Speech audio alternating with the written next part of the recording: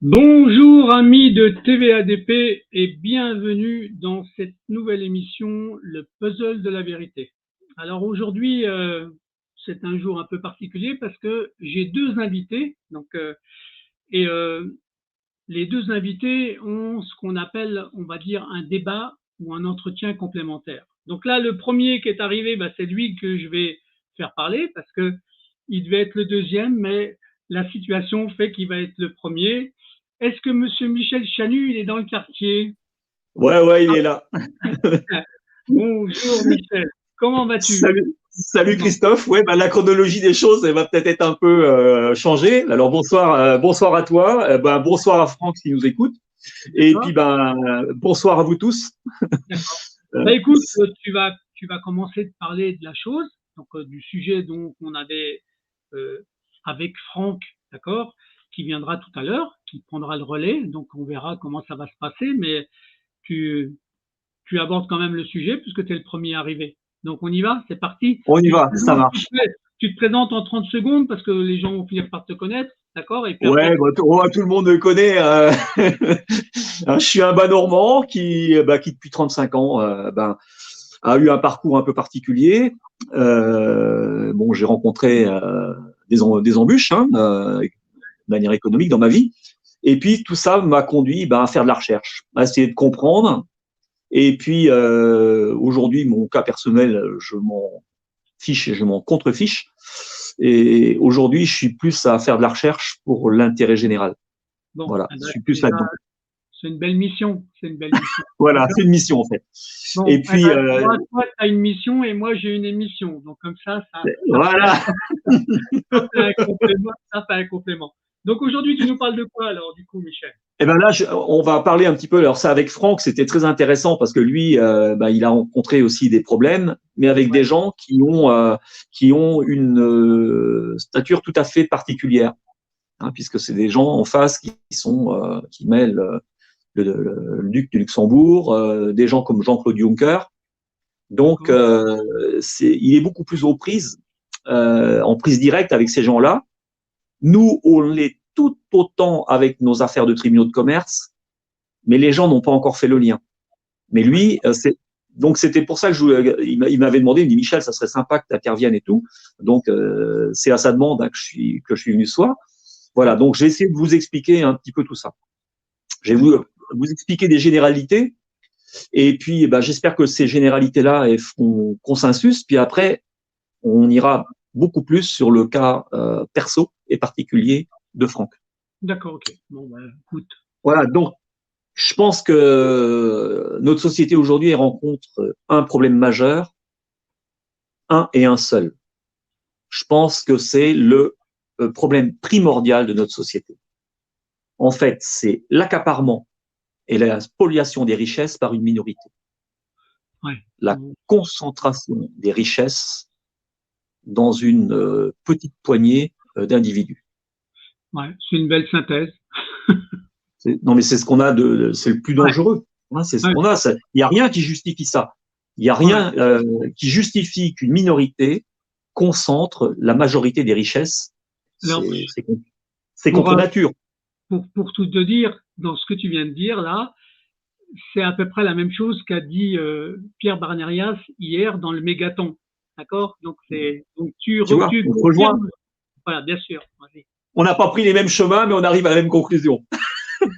C'est ça qui est intéressant d'ailleurs. Tout à fait. Bon, Pierre a fait un boulot remarquable et il y en a d'autres, mais lui, il a pris effectivement des risques et il a fait un super boulot. Alors, cette minorité, qu'est-ce qu'elle contrôle aujourd'hui? Elle contrôle six grands domaines. Elle contrôle les médias. Tous les grands groupes aujourd'hui sont propriétaires de médias, télévisuels, presse écrite ou Internet. Il n'y a pas d'histoire. Donc ça, tout simplement un début de propagande. Ouais. C'est tout simplement ça. On prend CNews, c'est Bolloré. On prend derrière Charlotte Dornelas ou Christine Kelly, journaliste de CNews. Charlotte Dornelas, on sait qui c'est la nièce de l'évêque Pierre Dornelas, évêque de Rennes. On sait que derrière, c'est l'Opus Dei. C'est tout l'opus qui tient la Bretagne. Bolloré, qui détient, on sait que c'est le Club des 30, on sait que c'est le Kéréden, l'Institut de Locarne. C'est les puissants lobbies bretons. Donc ces gens-là, effectivement, qu'est-ce qu'ils font par le biais du média, par le biais de la propagande? Ils mettent en place les candidats. Ils défont les politiques. On a vu le cas avec Bolloré. On a fabriqué la marionnette Zemmour. Voilà, on lance des gens en politique, comme on a lancé Macron. Ça marche bien encore, Macron. Ça marche bien. Pour Zemmour, les gens ont retenu la leçon quand même. Pour Zemmour, c'était un canular au départ, mais le canular, on a lancé le chien en jeudi en fait. C'était ça la mission de Bolloré. Mais au départ, c'était soi-disant un canular. Que Bolloré avait fait le pari qu'il lancerait Zemmour. Ouais, comme quoi. Voilà. Donc, après, effectivement, par le biais du média, on tient le politique.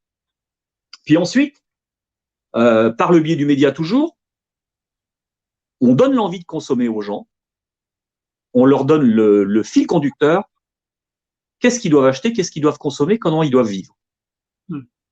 On a vu ça avec les 30 Glorieuses, avec l'électroménager, on a vu ça avec les voitures, on a vu ça avec les vacances, on a vu, voilà, on avait toute la propagande américaine qui était faite avec la propagande américaine, et puis derrière, voilà, on a eu toute la consommation. Et la consommation, on l'a aussi organisée, c'est-à-dire que la finance, elle a organisé comment elle allait vendre. Alors ça, il y a peu de gens qui le savent. Il y a peu de gens, très très très peu de gens. Je vais donner l'exemple. Des groupes comme Promodes, un groupe comme Darty, un groupe comme Carrefour, la Fnac, le groupe Accor, Leclerc, tous les patrons de ces groupes ont été formés par le même gourou américain d'origine colombienne. C'est un gourou américain qui a pensé, après-guerre, après le Great Reset de la guerre, comment devait être organisé le commerce en Europe. D'accord. Et ce type, il s'appelait Bernardo Trujillo. D'accord. Non, bon. Voilà. Donc, mais il y a quand même eu 11 000 hommes d'affaires qui sont passés chez ce gars-là. 11 000 hommes, et il y a eu 2347 hommes d'affaires français. Donc, tout ça, ça a été pensé par les Américains. D'accord. Voilà. Alors c'est la naissance du bouleversement de la distribution en France, en fait. Le Great Reset de la grande distribution et des gens qui devaient être des consommateurs. Alors, derrière ça, Promodes, c'était Paul-Louis Allais. Derrière Darty, c'était Bernard Darty. Carrefour, c'était Marcel Fournier. Jacques et Denis de Forêt. La Fnac, c'était André Essel. Derrière Accor, c'était Bernard Duruble. Et puis derrière Leclerc, c'était Édouard Leclerc, qui était bien connu dans son pays de Landerneau pour être un collabo, et même un informateur des nazis. Voilà. Je dis ça, c'est pas gratuit ce que je dis. Et tous ont suivi l'enseignement de ce gourou américain qui s'appelait Bernardo Trujillo. Et ça, peu de gens le savent. Personne ne sait ça, très peu. Ensuite, ces gens-là ont pris le contrôle du milieu bancaire. Tous les échanges commerciaux passent par eux. Et eux qui font la monnaie. 5e point, on maîtrise l'outil de destruction de la société. Et l'outil de destruction de la société, c'est quoi? C'est la justice. C'est par ce biais-là qu'on élimine les concurrents gênants. C'est par ce biais-là qu'on casse la cellule familiale, qu'on casse l'avenir des gosses. Et comment on tient cette justice? Comment on tient cet outil de destruction? C'est pas compliqué. Par les mœurs.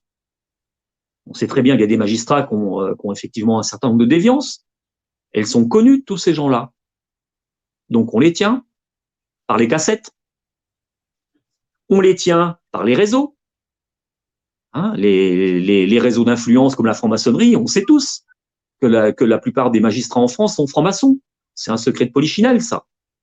Ouais. On les tient par la carrière, par l'évolution. Si tu appartiens au bon réseau, comme dans la police, tu vas grimpatouiller dans les étages. Si tu veux pas marcher dans le réseau ou dans les mœurs, tu vas finir au placard. Puis ensuite, on a la mainmise du politique, donc à travers la nomination du magistrat. Et après, on a la mainmise de l'exécutif sur les procureurs. Voilà comment on tient l'outil de casse, de destruction de la société. Donc les victimes, c'est qui? C'est les petits artisans commerçants qui font de l'ombre à la grande distribution. C'est les familles que l'on veut broyer, parce que généralement, quand on a cassé la personne économiquement, soit le patron, mais aussi les salariés, parce qu'à chaque fois que tu as une petite boîte qui se casse la gueule, ça entraîne 8 salariés au fond. Hein, c'est 8 salariés en moyenne qui n'ont plus rien à bouffer quand leur patron s'est cassé la gueule. Et puis donc, on va détruire la famille, et puis après, on va s'en prendre au môme. Ah. Alors moi, je dis déjà d'une part, tu vois, Christophe, je dis que les histoires de divorce, ça ne devrait rien avoir à faire dans un tribunal. D'accord. Il devrait y avoir une... Je peux te couper 30 secondes. On a l'arrivée de notre ami Franck qui vient de Vas-y. sur le réseau. Est-ce qu'on le présente quand même? On lui dit de monter ou pas? Ah ouais, on lui dit de monter quand même. Ah ouais, non, c'est... Alors attends, bouge pas. Donc, est-ce qu'il est là, le gars Franck? Pourquoi tu n'apparais pas à l'écran? Est-ce qu'il a une bonne connexion? J'ai un doute sur sa connexion, mon cher Michel. Donc, je viens lui envoyer un SMS. Donc, tu vas. Donc là, c'est marrant ça, parce que je le vois en dessous, tu vois. Donc, et quand il apparaît pas à l'écran. Donc, vas-y, continue. J'espère qu'il va se reconnecter parce que là, pour l'instant, il a pas de parole, il n'a pas d'image. J'ai que ça. Image, d'accord. Pardon, voilà. Donc, pour ce qui concerne donc la justice, hein, les mœurs, les réseaux d'influence, la carrière, la nomination des magistrats, et puis la mise sur la main des procureurs par l'exécutif. Ouais. En plus, ce que peu de gens savent, c'est que la criminalité, elle est aussi tenue par le milieu financier. C'est eux qui tiennent la grande criminalité mondiale. Et ça, c'est peu connu des gens. Et je donnerai un exemple. Lorsqu'on a eu la Seconde Guerre mondiale, on a eu des gens qui étaient proches des fascistes, hein, qui s'appelaient des gens du grand banditisme français, qui s'appelaient Carbone et Spirito, qui étaient ce qu'on appelait la bande de la rue de Lauriston. Mais on avait aussi un numéro 3. Et ce numéro 3, il s'appelait Étienne Léandri. Ouais. Et Léandri, alors ça, c'est la spoliation des biens juifs, hein, parce que les biens juifs en France, ils n'ont pas été spoliés par les nazis. Ceux qui se sont collés à la sale besogne, c'est les gens du banditisme français et qui en plus bénéficiaient d'une carte de police de la police de Vichy. C'est ces gens-là qui ont été au charbon pour spolier les juifs. Et un type comme Léandri, qui faisait partie de la bande, il s'est exfiltré par l'Italie à la fin de la guerre, mais après, il est tombé dans le giron de la CIA. C'est la CIA qui a utilisé Étienne Léandri, qui était un proche de Charles Pasqua, mais qui était aussi un proche de monsieur Poncelet, président du Sénat français. D'accord. Voilà, donc ce gars-là, il était tenu par la CIA, on le retrouve dans les affaires Elf, on le retrouve aussi, Christine de Viejoncourt, on pourrait en parler d'ailleurs, hein, ça. Et on le retrouve aussi dans l'affaire Alstom. Voilà, donc ce mec-là était un criminel piloté par les Américains. Ça, très peu de gens savent. Et là, on est aujourd'hui à un moment crucial. Là, on a un an et demi pour réagir. On est à une croisée de chemin. On est à une croisée de chemin parce que toute la donne s'est modifiée depuis les attentats.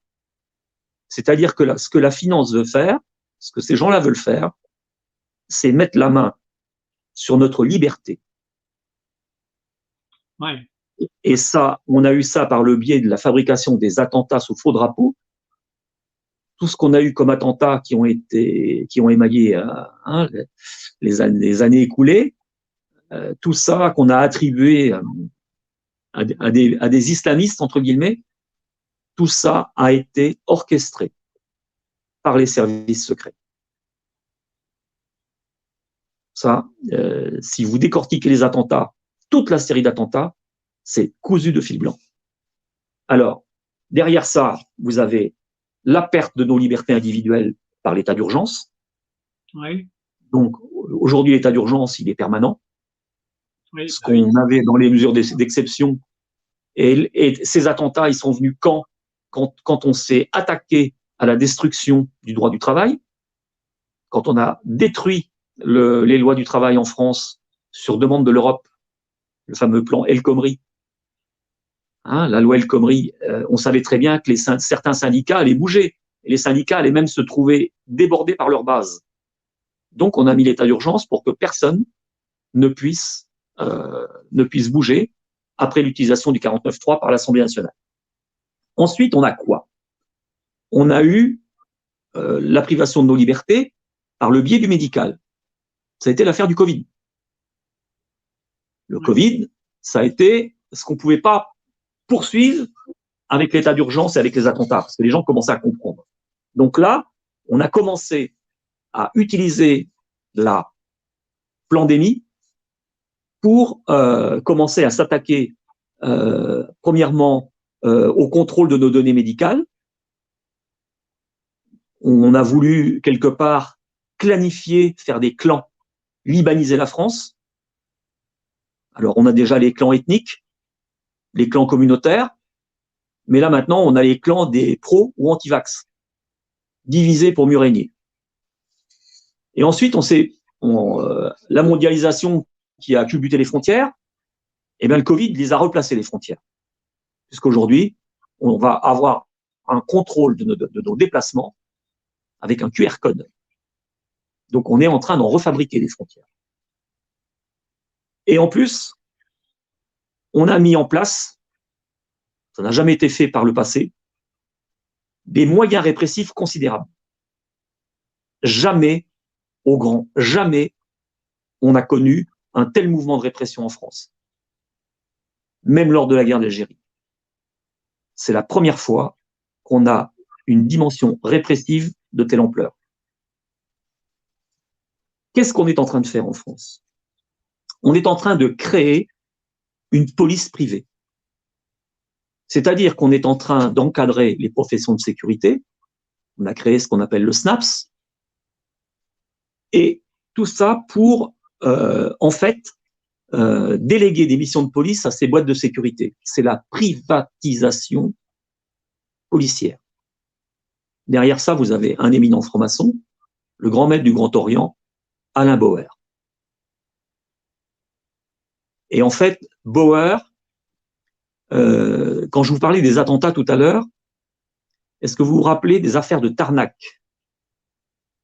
Oui. On avait monté une opération barbouzarde en accusant des gens d'extrême gauche d'être entre guillemets, des terroristes, de placer des morceaux de ferraille sur les caténaires. Et en fait, on a attribué tous ces méfaits-là à un monsieur qui s'appelait Julien Coupat, qui venait d'écrire un bouquin. Et il mettait en garde contre les mouvements sociaux à venir. Parce que le capitalisme était poussé à un tel extrême qu'il fallait s'attendre à des débordements de toutes parts. Et ce bouquin, il est tombé dans les mains d'Alain Bauer, qui s'est empressé d'en commander 40 exemplaires et qui l'a refourgué à tout un tas de ministres en disant « Regardez, voilà ce qui va se passer ». Et ça, c'était avant les attentats. Donc, en fait, on a fait toute une série parce qu'on avait prévu que les gens allaient bouger, allaient se soulever. Ensuite, on a un problème avec la police concernant son infiltration par les réseaux fascistes. On sait pertinemment que la police, à plus de 75%, vote Front National. La police, elle est noyautée, infiltrée par des gens du milieu criminel et par des gens d'origine fasciste. Je donnerai 2 exemples. Le dernier en date, c'est l'affaire du Stade de France. Qui on retrouve à côté du préfet Lallemand? On retrouve un monsieur qui s'appelle Pierre-Antoine Thomy. Qui est Pierre-Antoine Thomy? Le frère cadet du parrain des parrains du crime organisé corse, Michel Thomy. Et si on regarde ce qui s'était passé avec les affaires du DPS, le DPS, c'est l'entité de sécurité qui régit le Front National. On a eu un rapport d'enquête parlementaire, on a une commission d'enquête parlementaire qui a rendu un rapport, le rapport 1622, qui s'inquiétait déjà, ça c'est en 99, pour l'infiltration de la police par les milieux fascistes. 1999. Qu'est-ce qu'on a fait aujourd'hui? Rien. N'oublions pas que le Front National a été à l'origine financé par la secte Moon. Tiens, encore un mouvement sectaire. Ça, toutes les personnes l'ont oublié. Donc voilà tout ce qu'on a aujourd'hui. C'est-à-dire que là, on est en train de construire un mouvement répressif d'ampleur pour museler les contestataires. Ensuite, ça entraîne quoi pour les victimes? Pour les victimes, ça entraîne la spoliation de nos biens. Les PME, les PMI perdent leurs entreprises. Les plus fragiles d'entre nous, les anciens, sont foutus sous tutelle, on leur pique leurs biens. Et puis, les salariés qui se retrouvent virés quand leur boîte a fermé, eux, naturellement, ils peuvent plus payer la baraque. Et la plupart du temps, en France, on vit quasiment une crise des subprimes bis. C'est-à-dire que les gens ne peuvent plus rembourser, ils sont saisis. Ça entraîne la précarisation, il n'y a plus d'accès au travail pour les patrons et pour les salariés. Ça entraîne la destruction des familles, parce que quand il n'y a plus rien à bouffer dans la gamelle, les couples éclatent, ce qui est bien normal. Et puis, on a à travers tout ça la destruction mentale des gamins. Regardez ce que ça fait comme dégâts chez un gosse de voir ses parents divorcés. Ouais. C'est pas rien. On s'aperçoit que les gosses de divorcés, les couples, la plupart du temps, derrière, ils tiennent pas. C'est très, très fréquent. Très fréquent. Donc, c'est la destruction mentale des gosses. Et pour la plupart, ça entraîne la maladie. Parce que quand on voit les gens qui ont été spoliés, il faut être d'une structure psychique relativement solide pour pouvoir traverser toutes les épreuves. Donc, la plupart du temps, c'est un mode d'épuration. Et là, maintenant, aujourd'hui, qu'est-ce qu'on va nous rogner? Parce qu'on nous a déjà payé nos moyens de subsistance. Maintenant, on va libaniser le pays, c'est-à-dire qu'on va créer des clans, les anti, les pro-vax, les communautés les unes contre les autres. C'était le but des attentats, monter la communauté française contre la communauté musulmane. Heureusement, ça n'a pas pris.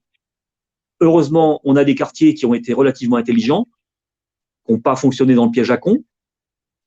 Ça, on peut les remercier parce qu'au moins, ils ont été vraiment pas mal sur ce coup-là. Maintenant, on va atteindre à notre liberté de nous déplacer. On a déjà bien atteint à nos libertés privées, parce qu'aujourd'hui, la conversation qu'on a aujourd'hui ensemble, elle passe par le net. Donc, tout ça, nos amis grandes oreilles n'en perdent pas une miette. Donc, la vie privée, on n'en a absolument plus du tout. On est en train d'atteindre à la vie des gens, c'est-à-dire que quand les gens aujourd'hui sont plus rentables, on les a fait payer des cotisations sociales toute leur vie, mais dès qu'ils sont sortis du circuit du travail, c'est l'euthanasie. On a vu ce qui s'est passé avec les groupes Corian, ou tous les EHPAD. On sait très bien ce qui s'est passé. C'est très bien ce qui se passe avec les vax chez les gens qui ont déjà des pathologies. Ça appuie encore plus là où ça fait mal. Donc, en fait, on est en train d'épurer la population. Et puis là, bientôt, on va s'en prendre à notre propriété privée. Alors ça, c'est vrai sur le foncier agricole. C'est la fin, dans 10 ans, des exploitations familiales. La finance aura acquis la plupart des exploitations agricoles en France. Et la propriété privée, on est au bout. Hein, si vous lisez le bouquin de Schwab, vous allez comprendre, tout est planifié, tout est dit dans son bouquin. On sait vers quoi on veut nous emmener, ça dans un délai, disons, de 10 ans. Donc, moralité, on ne peut pas combattre un système si on ne le connaît pas. La première chose, c'est la connaissance du système et comment il fonctionne. Et avoir la connaissance aussi de la manière dont le système s'est construit dans le temps. La nécessité d'aller voir l'histoire. Ah, bouge pas. Est-ce que tu nous entends, Franck? Très bien, ouais. Ah, Ouais, ben voilà Franck. ouais. Au bout d'un moment, on se demande si c'est pas fait exprès quand même, hein, parce que il y Non, avait quand mais même beaucoup de choses, hein. d'accord. Bon, écoute, là on a commencé l'entretien, bien entendu, Salut Franck. avec, avec Salut, Michel. comment vas-tu, Michel? Ça va, ça va. Voilà. Donc là, ben, on est content que tu sois arrivé. Puis là, ça va. Le son a l'air à peu près bon. Hein, donc toi, tu nous entends bien? Oui, je vous entends. Pour la première fois, je vous entends. Alors, j'ai pas réussi à me connecter, j'avais plus l'internet, et puis ensuite, donc ça fait quasiment une demi-heure. Donc j'ai dû me déplacer, et Ouais. donc je suis parti pour pouvoir me déplacer et peut-être avoir une meilleure connexion. Mais bon, bon Ben, voilà écoute, quoi. Je vais pas faire des... là, on t'entend, on te voit et Tant mieux. on te comprend. Voilà, moi Donc, aussi j'ai entendu, comment dirais-je, j'ai compris quelques termes, il y a quelques bribes qui sont arrivées par rapport au divorce. Alors je ne ouais. sais pas, j'arrive comme un chien au milieu d'un jeu de quilles, mais Non, non, non, non, que- non. On va. de quoi vous parliez très précisément? Quel était Alors, l'objet en réalité de ben, cette... Alors, Michel, vas-y, explique-lui. Vas-y. on avait, j'ai en fait identifié quel était le véritable problème de notre société, comment les choses fonctionnaient. Puis aujourd'hui, bah, il faut combattre ce système. Mais pour combattre le système, il faut le connaître. Il faut savoir comment ce système-là qui nous détruit s'est construit. Et Oui, c'est puis, vrai. il y a une deuxième chose, c'est que notre savoir personnel, il vaut rien s'il n'est pas partagé. Ça sert à rien, comme moi, d'avoir fait pendant 20 ans, 30 ans des recherches pour garder ça pour moi. Ça sert à rien. Ben, Et ce savoir-là, faut le partager. Faut que les gens gagnent du temps. Faut qu'en en 3 semaines, ils aient acquis autant que moi en 30 ans. C'est ça le but du jeu. oui, tout à fait. Je rebondis sur ce que tu dis parce que en fait, je me rends compte que c'est pas par rapport seulement à ce que j'ai vécu. Je me rends compte que ça fait des années, que ça fait même peut-être des centaines d'années, en tout cas au moins 200 ans, que ça en est arrivé à un endroit, dans le sens où en fait, déjà, premièrement, les juges sont soumis à des politiques. Au-delà de ça, il y a bien entendu la franc-maçonnerie qui joue un rôle prépondérant et qui est aujourd'hui vraiment un rôle de voyou de manière générale. Et ce qui est vrai, si tu veux, c'est que ce savoir-là, il faut comprendre d'où vient l'origine. Or, c'est parce que justement, les gens vont toujours dans le présent, dans la précipitation aujourd'hui pour savoir, pour faire des scoops, pour être certain de recevoir ce qu'ils ont vraiment envie d'entendre, mais pas du tout de se creuser l'idée de se dire, mais pourquoi la justice est comme ça? Tu parlais du divorce, et je voulais rebondir au moment où ça s'est coupé. Et bien entendu, je vois pas ce que ça fout dans un tribunal de déballer des affaires. Moi, j'étais pas divorcé, mais c'était pour la garde de mes filles, où j'ai eu une femme complètement folle, enfin qui était hystérique, qui a fait des faux, qui a raconté n'importe quoi. La justice était parfaitement au courant parce qu'en plus, si tu veux, comme j'étais suivi, traqué, surveillé, si on pouvait me foutre en prison, on aurait voulu le faire, on s'y serait pas pris autrement. On voit bien que la justice n'a plus rien à voir avec l'authenticité ou la vérité. Je voudrais rebondir là-dessus parce que, par exemple, alors on dit oui, la correspondance entre l'avocat et son comment dirais-je, et son client est protégée. Oui, peut-être, tant mieux, c'est vrai. Mais dans le même temps, quand l'avocate va conseiller des choses à la con et qu'on peut pas le ressortir parce que justement c'est protégé par la sauvegarde, on en est où de la justice équitable? Parce que le souci de cette justice de divorce ou de pénal ou de civil, on en a parlé également avec Morpheus, Christophe, avec Christophe, on en a reparlé. Évidemment qu'à un moment donné, si tu veux, s'il n'y a plus de justice dans les tribunaux de commerce, comment veux-tu que les gens se sentent? Comment veux-tu qu'un jour il n'en arrive pas effectivement à la guerre civile ou à prendre une arme? On dit souvent, ah, c'est des gens qui ont pété un câble. Mais non, ils n'ont pas pété de câble. Ils ont simplement vu que, en jouant la carte de la justice et en pensant qu'il y avait une justice équitable, et encore plus quand on est dans des justices politiques, quand on est dans des affaires politiques, et commercial, c'est pareil, c'est une affaire politique parce que souvent c'est son concurrent, souvent c'est des gens qui se connaissent entre eux, commerçants. Donc en réalité, si on pouvait faire un croche-pied à celui qui a réussi, qui à un moment donné a des problèmes de trésorerie, ou à celui qui l'a fait chier toute sa vie parce que justement il était là dans son coin et qu'il faisait donc du bon travail ou même du mauvais travail, ben là on va effectivement se venger sur lui. Donc on voit bien qu'on a non seulement pas une justice équitable, mais on a aussi une justice qui est jugée partie. Et ça c'est grave. Ça c'est grave. Et c'est là où il faut réformer déjà en profondeur. C'est pour ça d'ailleurs qu'on parle aujourd'hui tous ensemble et il faut montrer aux gens. Et c'est pour ça que je vais écrire aussi ce bouquin. Ça fait des mois, mais je suis tout le temps pris.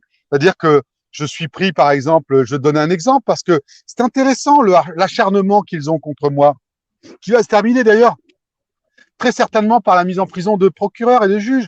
Ils y croient pas, mais on verra comment ça va se passer. Mais pour revenir par exemple à une simple affaire, ça commence par le non-port du masque, qui est d'ailleurs dans un lieu public, grand public, aéré, tout ce que tu veux. Les policiers municipaux, parce qu'il faut toujours revenir à la source.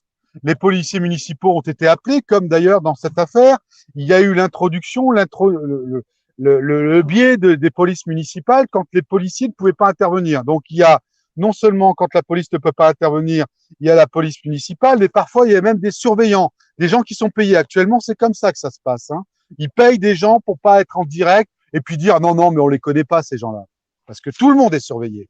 Mais c'est de plus en plus difficile parce que quand tu commences à prendre des photos comme moi ou quand tu commences à avoir des plaques d'immatriculation, c'est vrai qu'il y en a un certain nombre qui sont des fausses plaques qui n'en sont pas, puisque un journaliste a repéré une fausse plaque que j'ai fait dans une plainte criminelle qui est en fait une plaque du gouvernement français. Donc c'est pas des fausses plaques, ce sont jamais des fausses plaques. Ça, il faut le dire aux gens. Même s'ils les retrouvent pas, alors les flics ils diront non, on les retrouve pas. On les retrouve pas comme ça, mais un procureur lui peut les retrouver. Ça, il faut le dire aussi. Mais ce qu'il faut surtout dire, c'est qu'en réalité, aujourd'hui, on est dans une justice de ciblage. C'est-à-dire que toi, Michel, tu fais chier le monde parce que tu vas prendre des choses, tu vas historiquement voir quel est en réalité l'historique de la justice.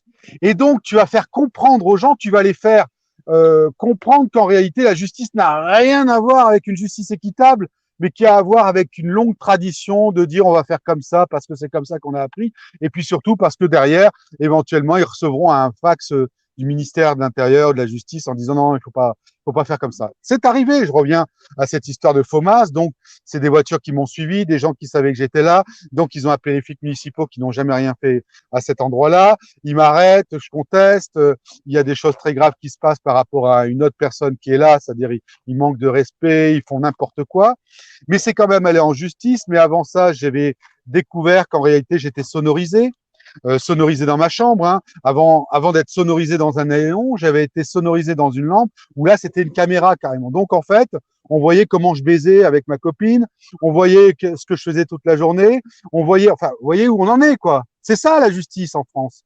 C'est-à-dire qu'en réalité, vous portez plainte sur des plaintes criminelles, on va pas essayer de découvrir celui qui est le criminel. On va essayer d'abord de savoir si on peut pas bloquer la personne parce qu'on va se dire, dans une justice, il faut charge et décharge. Pourquoi une charge? Quand tu es victime de tentative d'assassinat, en quoi tu es une charge? En quoi il faut venir te charger? Est-ce qu'on en est là dans la justice? Il faut bien comprendre ce qui se passe. Hein. Donc, en réalité, je découvre ce néon. Donc, on avait été entendu. Donc, il savait à quel moment mon ami repartait. Et c'est que ça. Donc, aujourd'hui, c'est en justice. Mais pour pas me répondre, ils ont donc essayé de me coller une amende que je réfute, parce que demain, ça sera pas seulement une amende, c'est que la juge qui a décidé de mettre une amende, elle est complice, pour moi, d'une bande criminelle organisée, puisque on sait très bien que le masque n'a servi à rien. On sait très bien qu'au contraire, d'ailleurs, ça permettait de ne pas aérer les gens et de ne pas les ventiler, donc c'est encore plus dangereux. On sait très bien que toutes les études montrent que véritablement, il n'y a rien de mieux que l'immunité naturelle. Mais pour autant, on va quand même sanctionner. Pourquoi on va sanctionner? Et ça, c'est intéressant, parce qu'on revient à ce que certainement vous avez compris depuis très longtemps. C'est-à-dire qu'aujourd'hui, ceux qui sont dans mon affaire, tous les juges qui sont dans mon affaire, je parle de Franck Vouault, Agnès Bluin, Françoise Richard, à Paris, tous ces procureurs sont, dans Luxembourg par exemple, Jeanne O'Neill, Stéphane Maas, tous ces gens ont été promus. Donc si je tombe sur une affaire comme celle de Franck Coustet, je vais pas faire de zèle. Au contraire, je vais essayer de l'enfoncer ou de ne rien faire. Et comme ça, je serai promu. Donc, tu vois, par exemple, Franck Vouault, pour reprendre le cas le plus représentatif, Franck Vouault, c'était un juge d'instruction de Sarreguemines qui a été saisi pour une enquête criminelle pour laquelle je demandais quand même des choses que je connaissais, je savais comment, techniquement, on pouvait retrouver un certain nombre de choses. Et en réalité, si tu veux, non seulement il fera rien, il jugera de l'irrecevabilité en disant non, je comprends rien, il n'y a rien. C'est le Luxembourg qui est condamné dans cette affaire. Non, c'est le Luxembourg. Alors que je sais très bien que c'est pas que le Luxembourg. Hein. Derrière, d'ailleurs, c'est des gendarmes. Ouais, on va être clair, c'est des gendarmes français. Bon. Et donc, en réalité, si tu veux, il fait rien. Un an après, il est promu à Monaco. T'imagines un juge de Sarreguemines, au trou du cul du monde, il devient juge à Monaco. Et il vient remplacer un excellent juge, apparemment, d'après ce que j'ai pu comprendre, qui était donc Levrault, le juge Levrault, qui était à Monaco, qui avait mis en examen le directeur de la police, il avait mis un certain nombre de personnes nommées, plus il demandait au roi Albert de s'expliquer au prince Albert de s'expliquer sur la société monégasque, la Croix-Rouge monégasque, hein, et il n'a pas été reconduit dans ces 3 ans, il a dû partir à Nice, et on a mis Franck Vouault, qui a tout classé. Il faut savoir que quand c'est à Monaco, le mec, il a le droit à un logement de fonction, il est bien payé, enfin, il est au bord de la mer. Donc, comme dirait l'autre, quand il s'assied sur le fauteuil, je parle des banquiers là, c'est pas de couilles, pas d'embrouille. Je résume la situation parce que c'est ça qui est très grave. Ce qui est très grave aujourd'hui, c'est que les gens s'attendent à une justice qui en a pas, il y en aura pas. Surtout quand vous l'ouvrez, comme vous, Michel, ou comme toi, Christophe, quand vous commencez à devenir, pour d'autres personnes, on va dire des éveilleurs, j'ai horreur de ce terme, des gens simplement qui sont conscients de ce qu'ils vivent et qui sont conscients qu'on n'est pas dans la justice, mais bien dans une justice rendue en faveur soit de pression politique, soit tout simplement de connaissances, soit tout simplement de la franc-maçonnerie, le plus souvent d'ailleurs, pour rendre des services, l'outil. Eh ben, c'est l'outil, la franc-maçonnerie. Il n'y a plus rien. Comment? Non, mais tu sais, Franck, moi je vais te donner un exemple en complémentarité de ce que tu viens de dire, d'accord? Par rapport à ce que moi, personnellement, j'ai vécu. Je sais pas si on me voit parce que… Oui, ça on te voit bien. Mais bon. Par exemple, je vais te donner, remonte un peu parce qu'on voit plus que ton crâne. Voilà.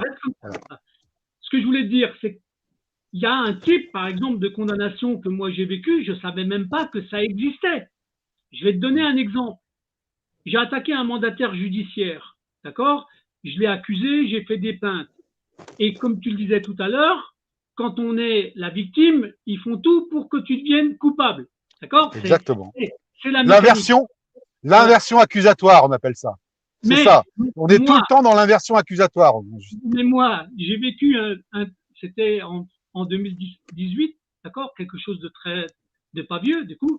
Mais par contre, où là j'ai été surpris, c'est que le procureur, comme il devait savoir quand même qu'il allait mentir, ils m'ont condamné, mais j'ai eu un volet étonnant.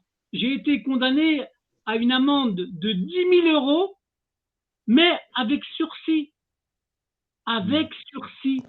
je ferme ma gueule, je paye pas, je l'ouvre, je paye. Tu vois, ça, je savais pas que ça Alors, existait, ça. ça dure il y a une semaine, pour rebondir sur ce que tu viens de dire. Donc, suite à ça, j'ai contesté. Mais en réalité, je l'avais pas fait exprès, hein, avec mes gros doigts. Parfois, ça arrive. Mais là, par contre, c'était pas des manipulations qui étaient de mon propre fait, hein, pour ce soir. Hein. Donc, ça a été volontaire. Hein, je vous le dis tout de suite quand même pour replacer le débat. Hein. J'ai jamais eu de problème de connexion comme ça. Jamais eu de problème d'internet comme ça, puisque j'étais dans un endroit tout à fait couvert. Bref, on va passer le détail. Mais c'est exactement ce qui m'est arrivé une semaine, où en fait, j'avais donc enregistré durant ce débat. Parce qu'il faut quand même savoir que ceux qui étaient là doivent s'attendre par la suite, puisqu'on est bien dans un crime contre l'humanité pour le Covid-19, hein, notamment sur la vaccination, sur le volet vaccinatoire. Et tôt ou tard, ces gens-là seront condamnés. Et si la justice a condamné des gens pour le non-port du masque, pour des choses qui étaient donc incantatoires en fait à du privé, à des valeurs fondamentales, il faut savoir que la justice est également poursuivable à ce moment-là. Et donc ceux qui racontent des conneries doivent savoir qu'en voulant condamner à 400 balles ou en voulant condamner éventuellement avec du sursis, doivent savoir qu'un jour ou l'autre, juge ou procureur, ils seront poursuivis. Alors dans notre justice en France, c'est pas possible. Ça, c'est pas possible de voir un procureur parce qu'ils estiment que c'est pas possible.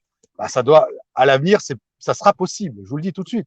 Non seulement ça sera possible, mais ça sera de fait quelque chose qui sera envisagé. De fait. C'est-à-dire que on va demander les conflits d'intérêts, on va demander effectivement s'il n'appartient à aucune loge, on va demander s'il est élu, bien élu, s'il n'a pas été élu par quelques copains à lui, en tout cas qu'il n'a pas encore une fois de conflit d'intérêt de prise illégale d'intérêt dans cette affaire.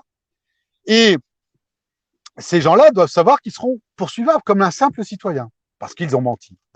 Mais aujourd'hui, c'est pas comme ça que ça se passe. C'est-à-dire que j'ai enregistré malencontreusement parce que j'avais appuyé 2 fois sur le bouton, ça a déclenché l'enregistreur, je l'ai pas fait exprès.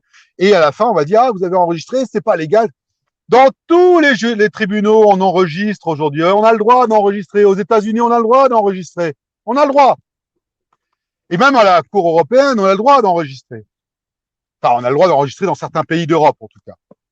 Et en plus, le 30 mars, soit 6 jours ou 7 jours après, il y avait un arrêté disant que maintenant, on allait s'ouvrir à la vidéoconférence et qu'on allait pouvoir éventuellement enregistrer enfin les jugements. Et donc, j'étais en médiation pénale, c'est-à-dire à la maison de la justice de Nancy pour ce fait-là.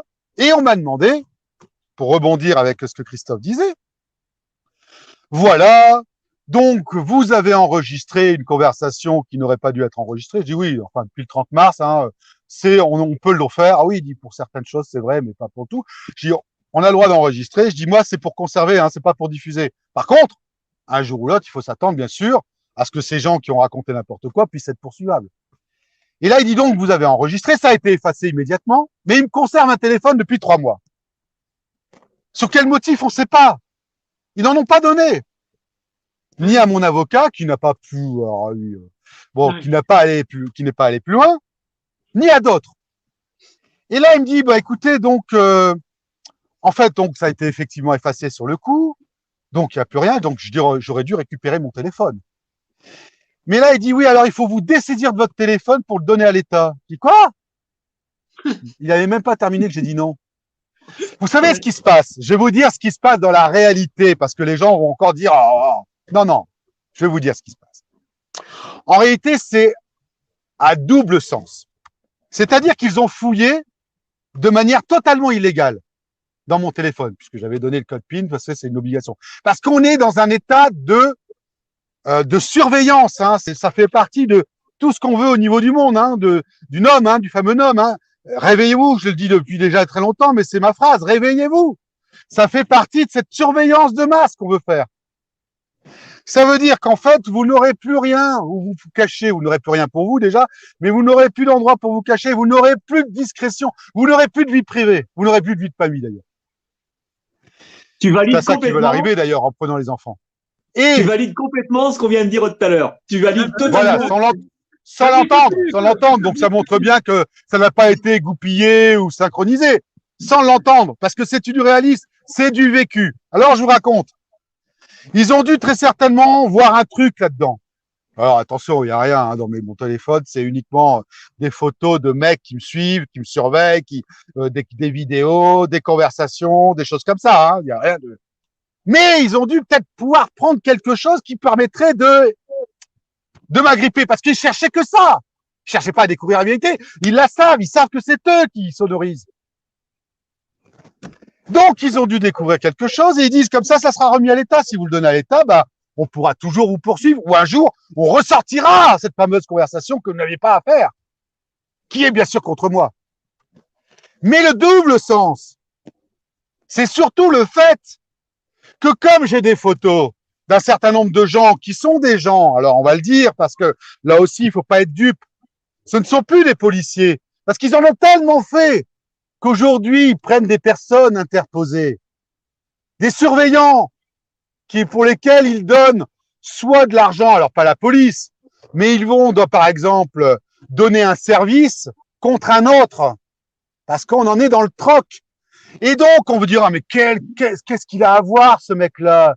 Il a rien à voir avec cette affaire, sauf qu'il t'a surveillé, qu'il a envoyé un SMS, qu'il a dit, comme là, je viens d'arriver, là, je ressors du Luxembourg, j'ai été surveillé comme je le suis toujours en sortant. Toujours, mais pas pour ma sécurité. La sécurité, ils s'en foutent. Si je crève demain, ils s'en foutent. Ils s'en sont responsables. Hein. Il y a eu plus de 20 tentatives d'assassinat. Je suis tout le temps surveillé, mais ils arrivent encore à m'assassiner. Enfin, à tenter de m'assassiner. Donc, s'ils avaient vraiment voulu une sécurité, ils se collaient à mon cul et puis ils bougeaient plus, quoi. Hein. Mais en réalité, c'est pas ça qu'ils cherchent. Ce qu'ils cherchent, c'est comment on va enculer Franck Poustet. Comment on va essayer de lui trouver quelque chose au pénal. Et ils ont trouvé. Ils ont dit, ah, vous voulez pas rendre le téléphone, alors on vous poursuit en correctionnel. À quel titre? 226-31. Alors, quand il a dit 226, c'est l'atteinte à la vie privée. Et 31, j'ai regardé, je me souviens même plus. Donc, en réalité, si vous voulez, il n'y a pas de vie privée, c'est pas, il n'y a pas d'atteinte à la vie privée. C'est une, comment dirais-je, c'est une conversation dans un tribunal où tout le monde est convié et que eux ont décidé que ça soit feutré parce que la France a décidé toujours d'ailleurs derrière. Alors il faut se méfier aussi de la vidéoconférence, hein, il faut se méfier de la vidéo parce que derrière il y aura des vidéos qui partiront sur le net et puis là aussi ils pourront faire pression par rapport à ce qui a été dit sur le juge d'instruction en disant vous allez faire ça. Mais aujourd'hui, si éventuellement il faut filmer, c'est qu'il y a tellement peu de droits que ces gens qui font le droit, qui rendent des jugements, devront rendre des comptes. Et il n'y aura aucune prescription pénale. Ils pourront voter comme ils ont voté depuis 5 ans avec 27 députés s'ils le veulent. Ça vaut que dalle. À un moment donné, il faut qu'ils sachent, et je le répète, il faut qu'ils sachent que la justice va passer, la vraie justice. Et là, on va rigoler. Parce qu'on ne peut pas sans arrêt arriver dans un pays qui se déclare un pays des droits de l'homme, alors qu'il n'en est pas, il l'a écrite, juste la déclaration des droits de l'homme, mais il n'en a pas fait plus. Donc on ne peut pas arriver dans un pays qui se déclare la déclaration des droits de l'homme quand on voit un état de non-droit qui n'a jamais été autant si peu respecté. Et en plus, comme ils savent que cette affaire est liée bien sûr à tout le reste, ce sont pas seulement, alors ils peuvent me renvoyer en correctionnel, mais là, la plainte que je vais faire, c'est pas simplement extorsion et chantage et menace, c'est complicité en bande organisée en relation avec une bande criminelle. Parce que la première affaire de tout ça, c'est des assassinats ou des tentatives d'assassinat qui n'ont jamais été explorés. Je ne vais pas vous expliquer techniquement, je l'expliquerai dans mon bouquin, techniquement comment on peut faire pour tout retrouver. Et ils savent que je le sais. Et c'est pour ça que je suis un danger, parce que le jour où les gens sauront exactement ce qui se passe, sauront qu'une caméra publique, contrairement à ce qu'on croit, n'a jamais écrasé, qu'en réalité, elle est reliée, y compris des caméras d'entreprise, elle est reliée par adresse IP, en dépit de toute la sécurité que vous voulez. Elle est reliée donc à un central qu'on appelle le Petit Washington en France, qui est à côté de Paris, et bien entendu les Five Hay, comme on dit, l'ont également. Vous avez qu'à regarder, alors moi j'avais pas de télévision depuis déjà 15 ans, mais il y a eu une série qui est tombée, à un moment donné, c'était Personal Interest, un truc comme ça, où le mec il faisait tout par caméra. Mais on est dans ce système-là, c'est-à-dire que la surveillance et la reconnaissance faciale existe déjà depuis 15 ans. Et cette photo des gens, ils les ont. S'ils voulaient arrêter les coupables demain, ils le font. C'est pour ça que c'est de la complicité en bande organisée. C'est pour ça qu'ils sont complices, associés, si vous voulez, à cette bande criminelle organisée. Et que ça n'a plus rien de judiciaire ou de policier, parce que les policiers, à mon avis, ils aimeraient bien faire leur travail. Enfin, certains, parce que d'autres, ils savent très bien qu'en ne faisant pas leur travail, ben, ils seront promus également. Parce que ce n'est que ça. C'est-à-dire que si tu rends un service, par exemple, à ne pas faire ton travail, des crimes ou des choses comme ça, comme les juges, à un moment donné, on a dit, ouais, alors, tu vois, les avocats pénalistes qui étaient là, ouais, alors pourquoi vous n'êtes pas allé chercher ça, ou que vous n'êtes pas allé faire ceci, cela? Et je dis, monsieur, même quand on a voulu m'assassiner le 11 juillet 2014, le matin, ça fait partie des nombreuses tentatives d'assassinat, hein, on peut les retrouver, je sais comment on peut les retrouver. Mais je dis, si j'étais rentré dans l'art, sachant qu'ils avaient un pistolet laser, ils m'auraient arrêté pendant quelque temps, ou pris une crise cardiaque. Derrière, ils faisaient éventuellement, comme dans le premier cas où ils avaient essayé, foutre de l'eau dans la bouche. Et le juge d'instruction, quand on sait déjà ce qui se passe au niveau des juges d'instruction qui décident de classer des affaires avec des enfants qui ont des trous comme ça en pédophilie, quand il y a des trucs comme ça où ils peuvent en tirer profit, mais ils classent. Ils classent. Donc, il faut déjà mettre à découvert ces gens-là, c'est-à-dire mettre à découvert. Il faut faire des propositions très strictes.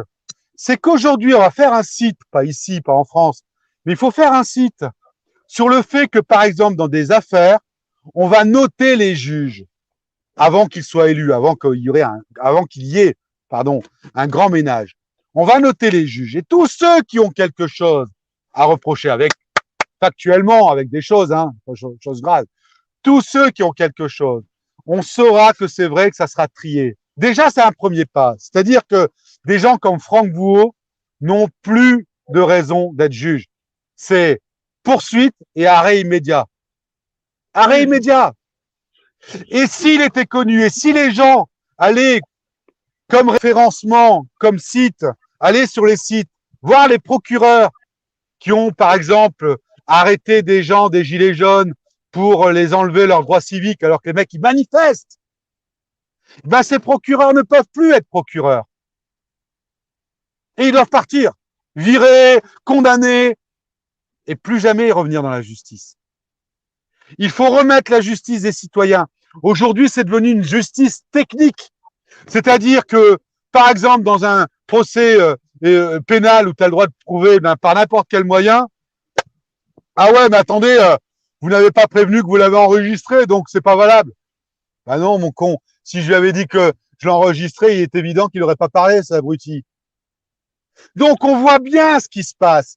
C'est-à-dire que de plus en plus, ce sont des juges professionnels qui sont dans l'entre-soi, qui, comme dirait l'autre, au lieu de bien connaître le droit, ils préfèrent connaître le juge, avec qui ils vont jouer au golf, ou avec qui ils font partie de la même loge, et qui vont rendre une condamnation par rapport à ce qu'on va leur apporter derrière. Voilà la réalité des faits. Ça ne peut plus durer. Parce que on sait très bien que ça va se terminer par une guerre civile où un jour, un type pètera un câble et rentrera avec son fusil, il fusillera tout le monde dans le tribunal judiciaire. C'est comme ça que ça va se terminer. C'est déjà arrivé. Mais bien sûr, on les a cachés d'ailleurs. Hein. On l'a fait prendre pour un taré, le mec. Mais on n'a jamais raconté ce qui s'était passé avant. Jamais. Parce que si on avait raconté, c'était scandaleux. Parce que on n'arrive pas comme ça à flinguer des gens quand même. Bon, à part les tarés qui ont toujours subi du MK Ultra, bien sûr. Mais je parle de gens qui sont sensés, qui étaient bien polis, qui disaient bonjour, qui discutaient avec lui, qui avaient une vie sociale normale. Jamais ils font ça. Ils font ça que quand ils ont été poussés à bout. Oui, mais... Je termine ma vie privée parce que tu parlais des divorces. Moi, c'est pas un divorce, c'est que je vais voir la garde. Tout le monde a menti. Mais comme j'étais dans une affaire grave, j'ai pas fait appel, mais tout le monde savait parce que tout le parquet était averti. Étant donné qu'ils auraient dû poursuivre mon ex par rapport à des documents qu'elle n'avait pas le droit de sortir, étant donné qu'elle avait fait des faux mensongers, donc des faux publics, hein. Rien du tout. Et on lui donne raison. La première chose, quand j'ai convoqué le juge d'instruction, il m'a dit, mais pourquoi le procureur n'a pas poursuivi? Si c'est pas à moi de répondre, demandez au procureur de la République. Et donc, tu vois bien que tu n'es plus dans une justice parce qu'elle-même, elle se posait la question, pourquoi elle n'a pas été poursuivie? Je vais te donner un deuxième exemple. Tu parlais de commerce. La banque est mêlée, la Banque populaire Lorraine-Champagne de l'Est, donc notamment de Thionville, est mêlée, toujours à la franc-maçonnerie d'ailleurs, hein, est mêlée à cette affaire parce que je devais, donc j'avais la trésorerie, je raconte pas ma vie pour raconter ma vie, je raconte comment ça se passe dans une affaire gravissime, comment on te paupérise concrètement, comment on te fout à la rue, comment on te casse le moral. Ils sont mal tombés sur moi parce que alors là, ils sont mal tombés. Puis en plus, après, on m'a demandé justement de continuer pour surveiller ces gens. Alors, je leur dis aujourd'hui, peut-être qu'ils vont m'écouter, messieurs, dames, les 5 prochaines années, en tout cas dans les 5 prochaines, voire les 10 prochaines années, ne prévoyez rien. Parce que la seule chose que vous pouvez prévoir, c'est la prison. Voilà. J'espère qu'ils vont comprendre. Je reviens à cette affaire. La Banque populaire Lorraine-Champagne, c'était un directeur d'agence. Alors, je vous passe les détails parce que c'est pas ça qui est intéressant. Mais ils me disent, oh, c'est super intéressant parce que j'avais une rentabilité sur mon immeuble. Enfin bref. On devait me financer. On finance que la moitié. Mais j'étais déjà dans l'affaire Juncker. Et un an plus tard, j'appelle mon directeur parce qu'il s'était engagé à le faire. Il dit, oui, c'est vrai, je m'étais engagé. Là, il voit mes comptes, il dit, c'est plus la même chose. Il dit, alors on va faire un billet à ordre. Je dis, pourquoi un billet à ordre? Faites-moi le crédit, putain le voir. Oui, on va d'abord faire un billet à ordre. Entre-temps, je deviens partie prenante dans cette affaire. Je fais un deuxième billet à ordre. Et là, au deuxième billet à ordre, le directeur me regarde et me fait, Monsieur Coustet, vous savez que Natexis, donc c'est la holding au Luxembourg, hein. Faut bien montrer la connivence. Vous savez qu'elle se porte mal. Et là, je le regarde, je lui fais, mais monsieur, c'est pour ça, enfin, Jérôme, je lui dis, c'est pour ça que vous n'arrivez pas à me financer. Elle me dit, non, non, en souriant, mais je voulais que vous le sachiez. Ils feront jamais de troisième billet à ordre, ils feront un faux qui sera donc analysé comme faux puisqu'ils l'ont écrit à la main, tout ça. Le pôle d'instruction de Metz, en la personne de monsieur Jean-Luc Jacob, président du pôle d'instruction de Metz, décidera de classer l'affaire. Ce n'est que ça. Ben oui, Ce n'est que ça.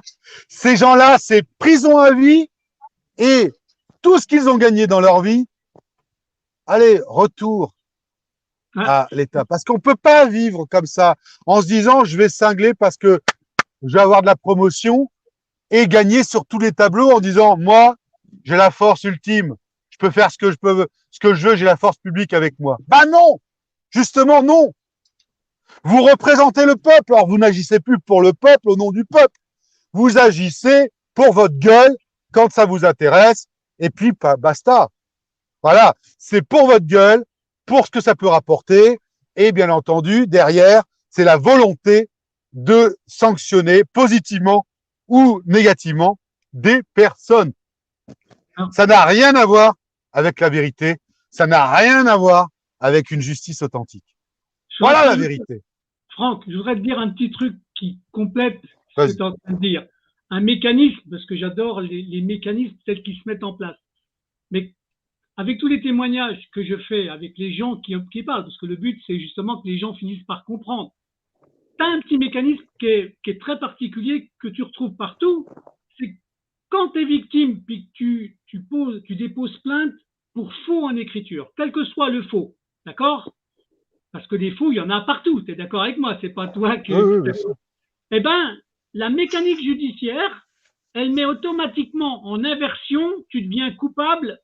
Si tu déposes plainte en tant que faux, tu deviens coupable pour diffamation, insulte, chantage et menace.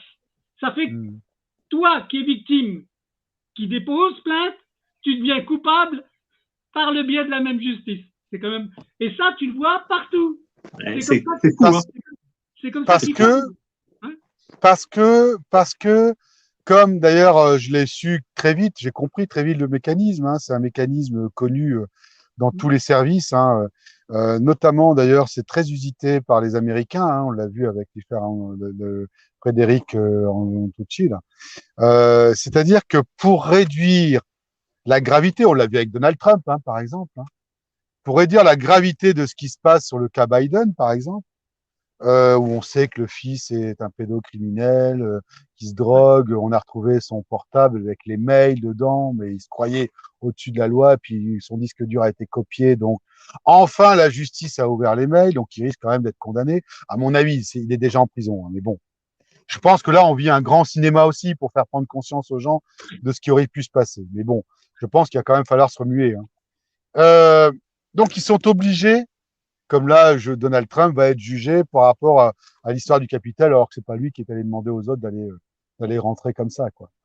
Et, et c'est là où c'est grave. C'est-à-dire que si les Français comprenaient qu'il fallait s'unir pour détruire ce système-là et revenir à un système de citoyens et d'élus, c'est bien entendu là où on retrouverait, si tu veux, les choses correctes. C'est-à-dire que là, si on remettait les citoyens qui sont bien souvent ignorés, c'est pour ça qu'on est arrivé à une inversion accusatoire. C'est que ils voudraient négocier ce qui sera jamais négociable avec moi. Ce qu'ils voudraient négocier, c'est négocier, si tu veux, la possibilité d'arrêter mes poursuites, par exemple pour les faux masques comme pour le reste, parce qu'ils savent qu'un jour, cette affaire va ressortir. Donc, le but, c'est de mettre en avant les accusations qui sont faites contre moi. C'est pas de dire pourquoi il y avait une sonorisation dans ma chambre pour savoir ce que je racontais à mon ami ou pour savoir comment je baisais ou pour savoir effectivement ce que je faisais dans ma chambre. C'est juste pour prendre des phrases, bien sûr, bien déterminées, ce qu'ils ont déjà fait d'ailleurs à Paris dans des faux rendez-vous, dont j'attends toujours les résultats de l'enquête. C'est-à-dire que ça a commencé en 2014 par des fonctionnaires d'État qui se sont fait passer pour des avocats et qui m'ont enregistré et qui m'ont dit, vous savez, parce qu'à l'époque, bon, je vais pas tout raconter parce que c'est trop long, mais à l'époque, j'avais donc joint des avocats fiscalistes et puis un certain nombre de gens. Et là, ils m'ont dit, vous savez, on n'a pas de gens qui ont de l'argent à l'étranger. Je dis, bah, je m'en fous, moi, ce que je voulais, c'était travailler. Donc, je voudrais qu'ils puissent comprendre que là, il y a des choses qui doivent se faire pour eux. Et donc, et puis je dis, bah, il me dit, oui, mais il n'y a pas d'argent, il n'y a pas de blanchiment hein, dans notre genre de. Non, on fait pas ça. Sous-entendu, toi, tu le fais, quoi. Je dis, mais ça va pas. Je dis, il faut qu'ils soient condamnés. D'ailleurs, c'est marrant, hein, parce qu'en fait, ces gens-là, ils n'ont rien eu. Quand vous regardez, ils ont planqué leur argent pendant des années et des années. Résultat des courses, ils ont eu donc une amnistie qui a été votée par des juges qui ont donc dit, bah oui, alors écoutez, si jamais vous déclarez vos sommes d'argent, vous ne serez pas condamné. Pourtant, le mec, pendant 20 ans, il a gagné de l'argent, il a mis ça à l'étranger sans jamais rien déclarer, et il n'est pas condamné. Il n'est pas poursuivi au pénal. Donc, ça montre bien 2 poids, 2 mesures. Et là, je leur ai dit, maintenant, il faut les deux. Ah, ils m'ont regardé. Mais ils voulaient déjà avoir quelque chose.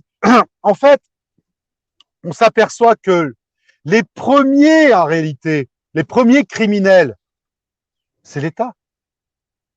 C'est grave, hein, ce que je dis, hein. Bien sûr. Mais c'est l'État. C'est ça. Ce sont des gens de l'État, c'est plus l'État. L'État français, je le respecte, j'ai beaucoup et je respecte également les fonctionnaires, surtout les fonctionnaires qui sont pas à cet échelon tout en haut.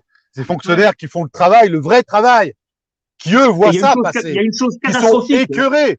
Comment? Franck, il y a une chose qui est catastrophique aujourd'hui, c'est que les gens s'en rendent pas compte, c'est que c'est l'économie criminelle avec la complicité des exécutifs qui est en train de prendre le pas sur l'économie réelle.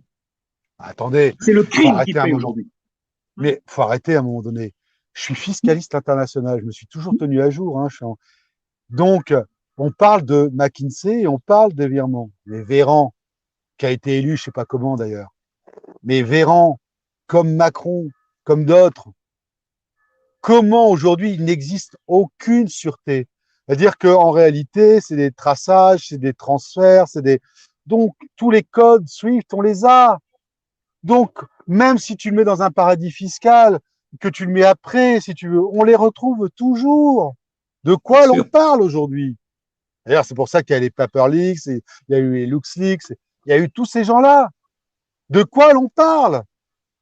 Donc, quand on dit, par exemple, pour Vandeleur, oh, on retrouve pas ces SMS, mais c'est une grande connerie.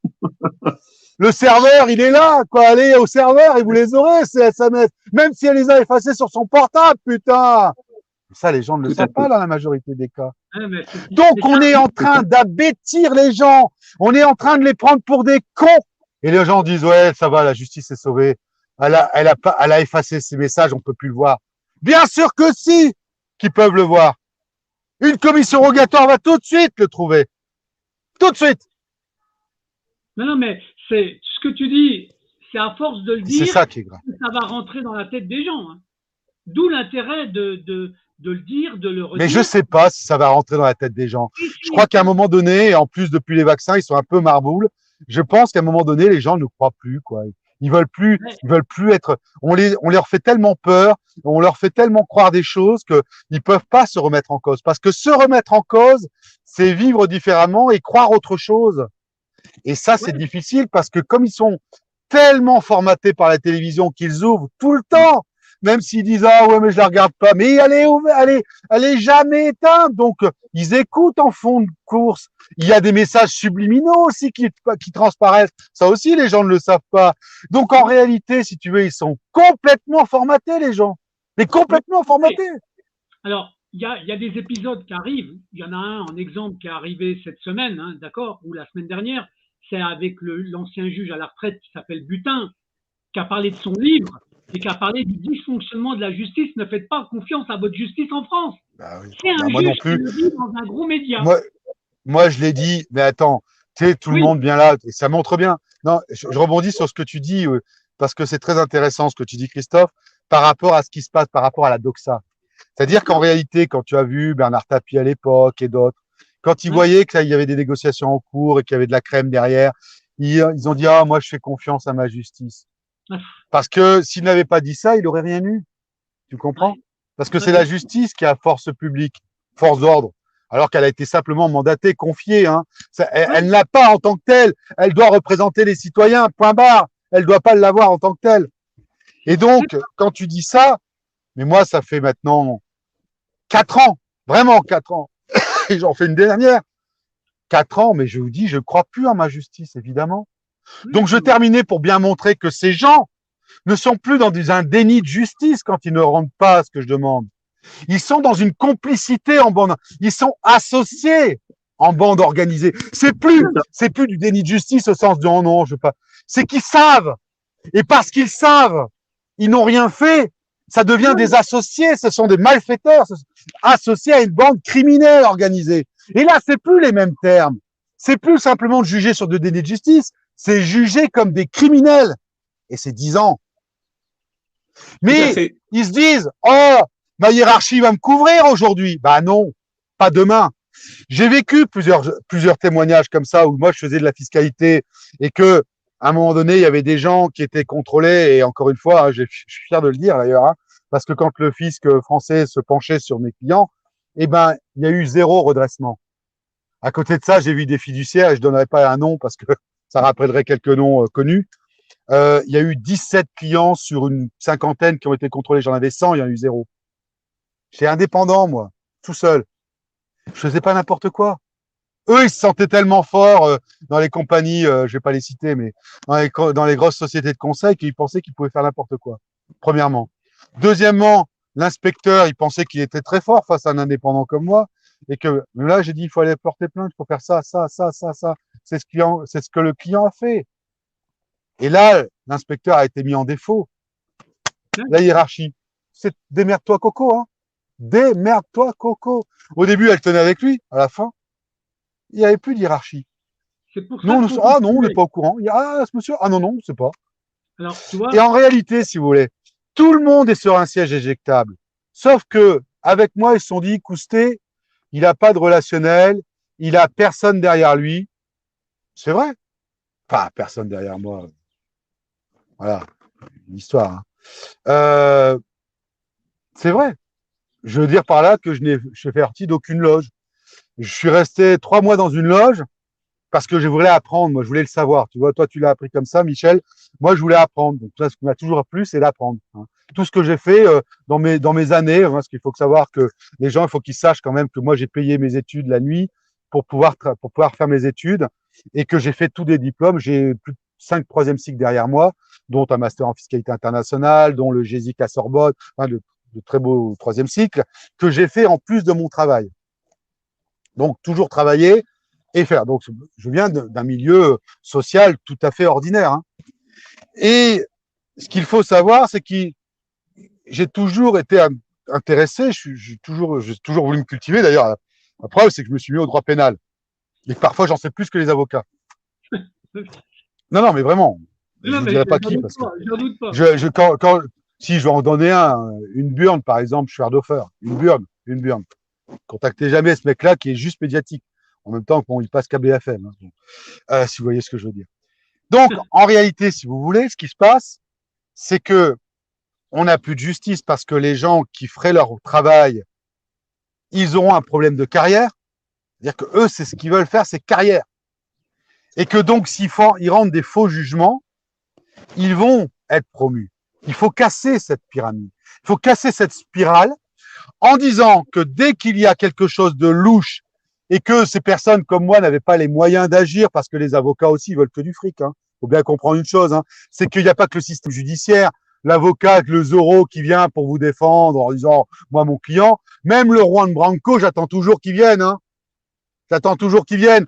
Quand il m'a contacté, j'étais déjà à 5 messages pour lui. Ça faisait 6 mois que je l'avais oublié.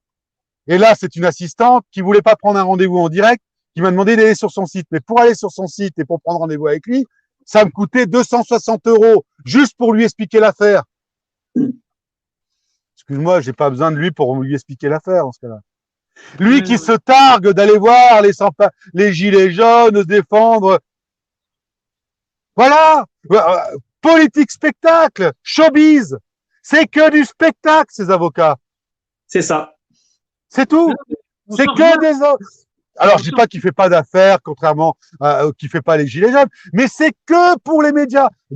Et là, pourquoi il s'intéresse à mon affaire? C'est pas pour ma gueule, hein. C'est parce que tout simplement, il sait très bien que si un jour, et ça va arriver, hein, si un jour un avocat met Juncker en prison, bien sûr qu'il va y avoir des retombées médiatiques. Évidemment. Évidemment.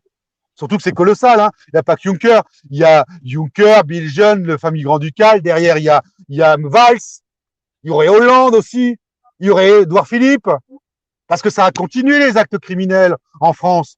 Alors, sous le macronisme. Pourquoi ça a continué? Parce que tout simplement, le grand-duc était allé voir Macron en 2018. Il me répondra pas, moi, Macron, comment dirais-je, en mai ou en juin 2017. Par contre, il invitera le grand-duc ou en février 2018, justement, quand il ira en juin 2017 voir Bettel au Luxembourg. Voilà, c'est que de l'intérêt. C'est-à-dire que Macron, il a fait ça parce qu'il avait un deal derrière. C'est-à-dire que, et comme la justice n'est pas indépendante parce que Monsieur Valls s'est dépêché avant de partir parce qu'il savait très bien que pour le Bataclan, il est mal, étant donné que les gendarmes voulaient intervenir bien plus tôt et qu'il leur a interdit. Et que dans mon affaire, j'ai pris des gens qui sont des gens du renseignement ou des flics. Donc, ils savent très bien que les flics sont mêlés à des tentatives d'assassinat. Des flics ou des gens du ministère de l'Intérieur, c'est pareil, hein. Donc, ils savent très bien. Alors, pour pas faire parce que ça, c'est très grave, parce qu'en fait, non seulement je suis dans une affaire de crime, mais en plus, la France a essayé de m'assassiner, alors qu'elle n'avait strictement rien à voir dans cette affaire. Juste pour dire, on va nommer Juncker, ça nous sera intéressant, et ça nous intéressera nous. Coustet, on n'en a rien à foutre de sa gueule. Franck, est-ce que je peux te reprendre la parole pour un quart d'heure? Avec grand plaisir. Parce que ça va te permettre de rebondir après sur ce que tu dis. Je vais aller dans des généralités, mais ça va te permettre de rebondir après. Et ça va permettre aux gens de comprendre. Alors déjà, il y a un truc. C'est aujourd'hui, quelle stratégie on doit adopter face à ce qu'on vit. Parce que c'est pas d'aller foutre un bulletin dans une urne. Aujourd'hui, il faut qu'on soit vigilant sur 3 choses. 3 choses. Premièrement, la dialectique. On est en guerre. La dialectique et la rhétorique. Tout ce qui est utilisé dans les médias pour essayer de nous convaincre et pervertir les faits. C'est faux. On n'est que là-dedans. Bien sûr. Que là-dedans. On est d'accord. Ensuite, on est face à 3 systèmes. Là, politiquement, hein, on est face à 3 systèmes. Oui, on est face au système capitaliste. Donc, le système capitaliste, on est de l'extrême droite jusqu'au centrisme, hein, chez nous en France. Hein, c'est le RN jusqu'au parti centriste, le MoDem,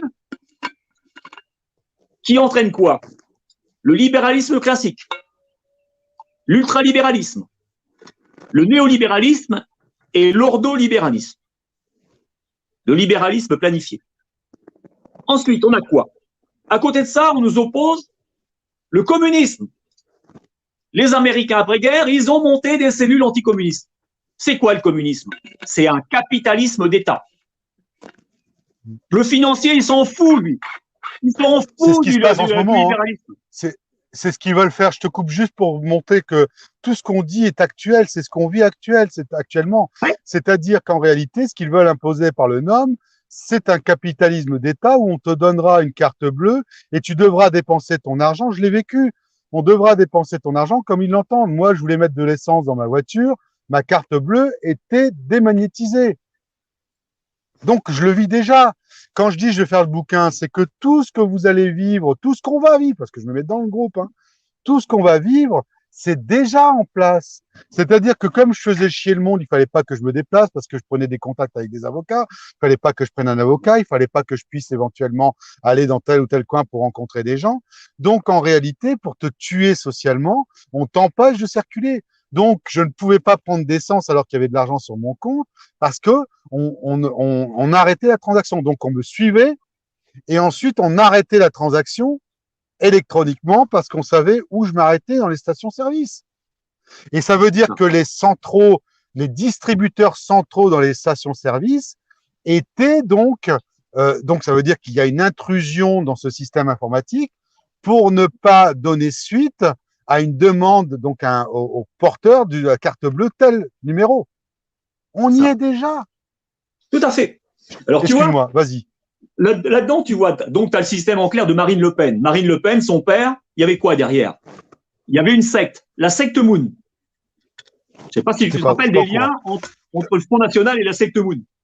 Non, mais alors pour le coup, la culture historique telle que tu l'as, je t'ai déjà dit, hein, tu es très cultivé là-dessus, c'est très intéressant, mais je ne l'ai pas. Non, je savais pas que c'était la secte Moon. De l'autre côté, tu as qui? Les Américains qui étaient derrière, les financiers américains, par le biais de la secte Moon, qui ont fait monter le FN. Tu as, avec l'aide de Mitterrand. Ensuite, tu as les communistes. Les communistes, c'est Mélenchon. C'est Mélenchon, la France insoumise.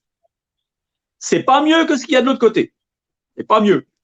C'est le capitalisme d'État. Et entre deux, tu as le système le plus pervers, c'est Macron. C'est sous le pseudo-libéralisme, le capitalisme le plus ultralibéral, c'est celui qui est le plus contrôlé. C'est la perversion totale.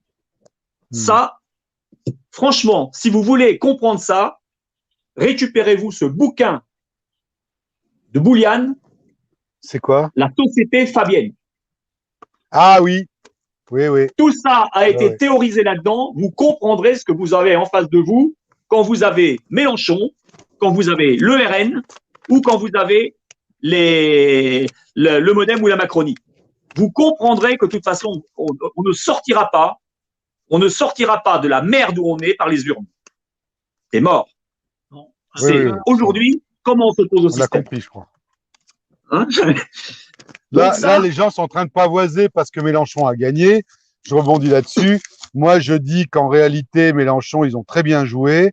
Donc, ils avaient déjà prévu l'élection de Macron, alors que Macron était éliminé au premier tour et qu'au deuxième tour, il avait 30%. Milieu de renseignement. Derrière ça, il fallait pas qu'on puisse éventuellement dire aux gens qu'ils allaient péter un câble plus vite, donc il fallait les maintenir en situation. Oh, c'est génial! On va se retrouver en fait en comment on dit, c'est quoi ce terme de quand on a deux oppositions en fait de politique. Comment? Un ballottage? Non, c'est ce qui s'est passé. La thèse et l'antithèse. Non, ce qui s'est passé là avec Jacques Chirac sous Mitterrand là quand il était Premier ministre. La cohabitation. La cohabitation, merci. Vous voyez comme quoi ils m'ont niqué la tête avec les ondes électromagnétiques. Hein. Ah non, je vous assure que c'est vrai, ils m'ont niqué la tête parce qu'avant, j'avais pas de problème de son comme ça. Hein. Et ça va être encore pire maintenant avec la 5G. Et donc, en fait, ce qu'il faut dire là-dedans, c'est que, effectivement, je voulais juste le dire parce que c'est très, très, très important pour que les gens n'espèrent pas quoi que ce soit de ce gouvernement, puisque en réalité, Mélenchon est de toute façon franc-maçon. Ils avaient déjà prévu comme Premier ministre. Comment tu veux prévoir un Premier ministre comme Mélenchon tu sors d'une élection. On sait très bien qu'à toutes les élections, quand c'est vraiment une vraie victoire du gars qui a gagné donc l'élection présidentielle, il a une majorité toujours, il a toujours une majorité absolue de sièges. Donc, comment tu peux expliquer si peu de personnes qui sont réunies pour pouvoir fêter sa victoire, et comment tu peux autant, enfin, de dire qu'en réalité, on a déjà prévu un Premier ministre de cohabitation, alors que dans tous les cas de figure, ça ne s'est jamais vu autrement. Quand un président gagnait franchement, il avait toujours une franche majorité pour lui. Pas forcément quand il était entre les deux élections, parce que souvent, quand il fait des réformes entre les deux élections, il peut arriver des cohabitations. Mais quand il est élu comme président, évidemment qu'il a une élection franche et majoritaire. Ça veut dire que, dans un premier temps, bien, Seattle, Dominion, Smartmatic, peu importe le logiciel, ils ont bien sûr, trafiqué les bancs, ils ont traficoté les votes. Dans un deuxième temps, d'ailleurs, Blanquer, il veut se... Dans un deuxième temps, ils ont quand même un peu traficoté. Et je pense que c'était un peu la tête du client, mais il fallait que Mélenchon puisse passer. Pourquoi? Parce que ça a apaisé les gens. Parce que si Macron passait au premier tour donc de cette élection en tant que majoritaire, là, ça pétait tout de suite. Là, il faut les calmer un petit peu. Il y aura le soleil et les nanas, comme dirait l'autre. Et puis, on va arriver en septembre, octobre. C'est en octobre que ça va commencer à prendre du plus. Ça. Et tu vois bien qu'en fait, tu parlais des sociétés fabiennes et Fabius en fait d'ailleurs partie de la société fabienne. Hein. Il faut le savoir. Hein. Hollande et donc, aussi. Hein. Hollande. Comment Hollande. Oui. Donc, Hollande avec une tu vois bien que ces gens qui sont élus, comment dirais-je, n'ont rien à voir par rapport au fait qu'ils aient monté les grades et qu'ils étaient super forts. J'écoutais un reportage qui n'a pas duré longtemps dans une revue où Hollande expliquait ce qu'il allait faire de sa journée quand il était délégué de je sais pas quoi. Il foutait rien, quoi. Il rendait des rapports, il faisait des petites annotations. Pour être payé, il disait 3 000, 4 ou 4 000 balles à l'époque.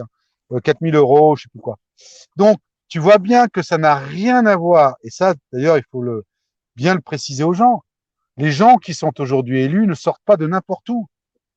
Ils sortent de quelque part, c'est-à-dire d'une société de l'ombre qui, bien entendu, vient très rapidement, qui est venu après la Seconde Guerre mondiale. Par exemple, c'était les sociétés de Malte pour le Grand-Duc, enfin, les Russiens, qui vient de Bavière, hein, quand c'était après 45. Donc, tu vois bien que ce soit les rois ou les grands-ducs ou les choses comme ça, ces gens-là, c'est par leur naissance, c'est par leur ADN. Pourquoi on a voulu faire les tests Covid? Parce qu'en faisant les tests Covid, ils ont pris l'ADN des gens. Et en prenant l'ADN des gens, ils savent exactement à qui ils ont affaire. Il faut le savoir. C'est-à-dire qu'ils savent si déjà tu es un humain ou un extraterrestre, ça c'est une réalité, mais aussi de quelle descendance. Et j'en veux pour preuve, pour ceux qui nous regardent, et je vous invite à nous regarder souvent parce qu'il y aura beaucoup de choses à dire, j'en veux pour preuve à Sud Radio, il y a une femme, une journaliste, une ancienne journaliste, alors ne me demande plus le titre parce que je me souviens plus, mais on se retrouve très vite. Hein. Une femme une femme qui donc déclarait, qui a écrit un livre, qui déclarait que son fils a voulu pour son anniversaire à un moment donné avoir un test, donc ADN. Elle a refusé dans un premier temps, elle a accepté dans un deuxième temps, et elle s'est aperçue en ayant les résultats du nom de son vrai père qu'il était autre que le collègue de travail de sa mère. Donc vous imaginez quand même qu'elle a balancé ça, un test ADN qui n'avait aucune vue, hein, dans un système qui lui a donné ses origines, mais pas seulement ses origines, le nom de celui qui était son vrai père, avec son nom, quoi, je veux dire, marqué dessus. T'imagines le scoop? Et là, elle ne le savait pas, elle. Hein.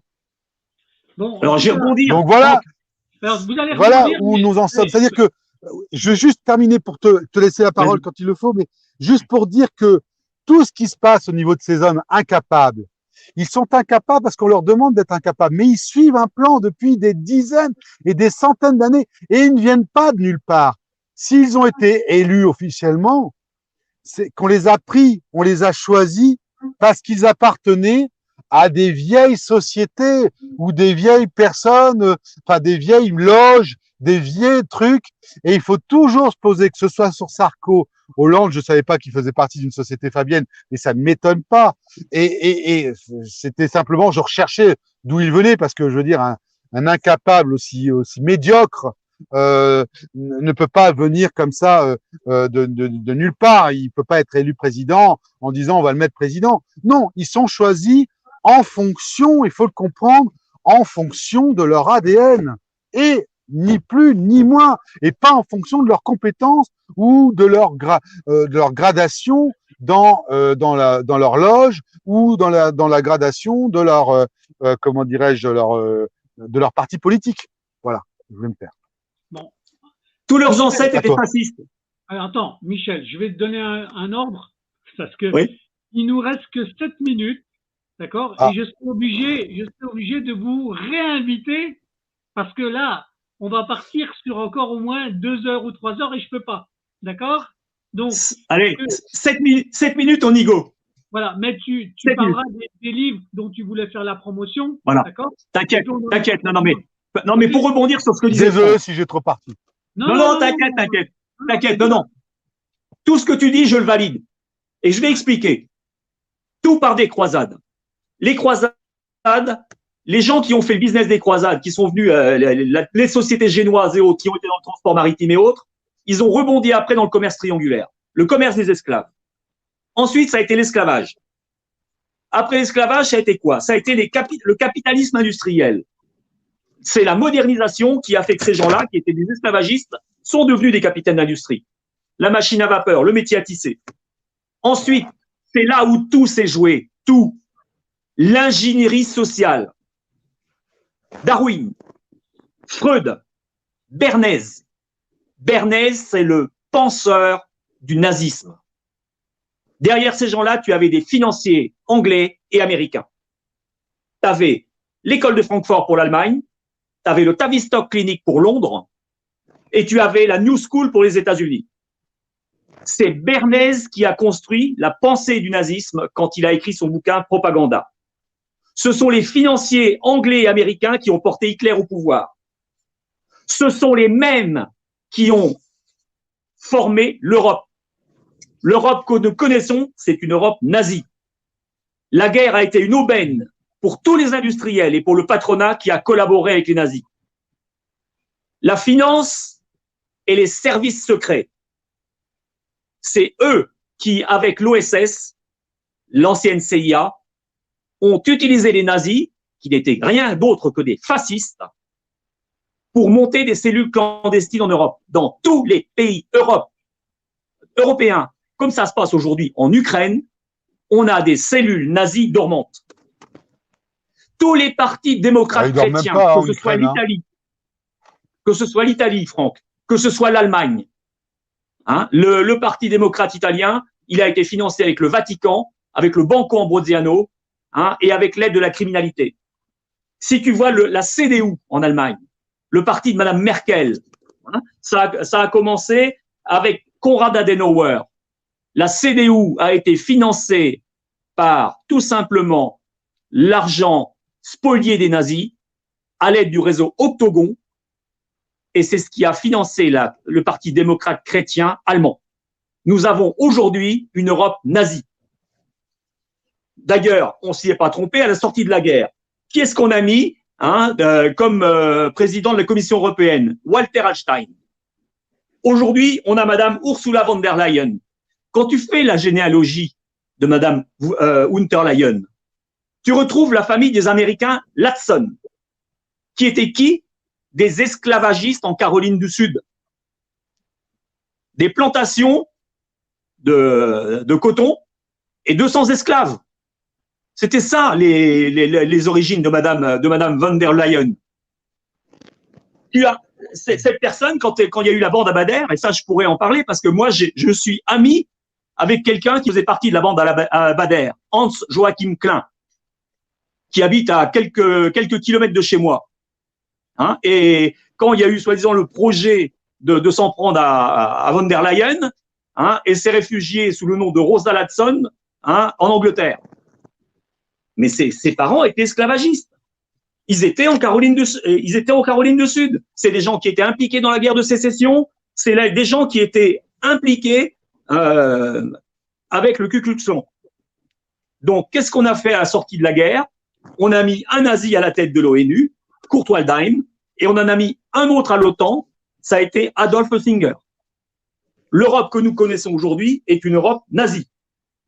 Alors, toi, ton affaire, Juncker, tu as bien vu que Juncker était trempé dans des affaires avec des cellules anticommunistes. Le SREL au Luxembourg. Oui, alors justement, là-dessus, on peut rebondir aussi. C'est-à-dire qu'il y a eu plusieurs affaires, il y a eu Baumler, il y a eu le SREL, il y a pas mal de choses. Voilà. Derrière, si tu veux, ce qu'on peut dire, c'est que, sans déflorer le sujet, ce sont des cellules, ce qu'on appelle les cellules stay behind oui. De l'OTAN. Hein.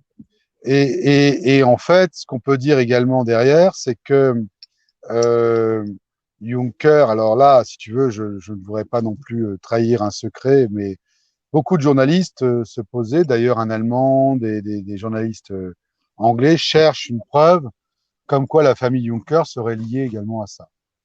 Donc, ce qui est aujourd'hui certain, en tout cas ce qui est un peu prouvable, c'est que Friesing, donc la famille du côté de sa femme, le fameux procureur d'État qui n'a rien fait, enfin qui a tout pris mais qui n'a rien donné, donc Monsieur Friesing est effectivement lui aussi mêlé, en tout cas a eu également des ressentiments dans ce cas-là. Donc tu vois bien qu'au niveau de la justice, par exemple, au Luxembourg, alors je ne connais pas Serge Wagner, je ne vais pas m'avancer là-dessus, je ne tiens pas à être attaqué en diffamation parce qu'il y en a déjà suffisamment, mais en tout cas, il y a eu 2 personnes qui ont été demandées, enfin, il y a eu 3 journalistes qui ont demandé des choses sur 2 personnes, comme par hasard, Monsieur Jean-Claude Juncker et Monsieur Jean-Paul Friesing, concernant justement leur passé éventuellement avec le fricotage des nazis. Voilà ce que je sais aujourd'hui, puisque ça a été des demandes qui ont réellement été faites à mon encontre. J'ai dit, moi, je ne suis pas du tout au courant. Moi, je viens par rapport à une affaire privée. Mais en tout cas, Monsieur Juncker, parce que il n'y a pas que lui qui le dit, toi non plus, il n'y a pas que toi. C'est-à-dire qu'aujourd'hui, il y a Philippe de Villiers qui a écrit un bouquin.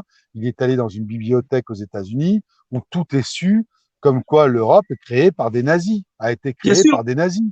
Et il a fait son bouquin là-dessus, d'ailleurs, qui a fait beaucoup de vues et on le voit également en parler sur Sud Radio. Je l'ai vu moi autre part, je l'ai vu dans un séminaire catholique d'ailleurs, je crois, il avait, enfin, je l'ai vu par YouTube, mais je veux dire dans un séminaire plutôt de croyants, enfin, bon, bref.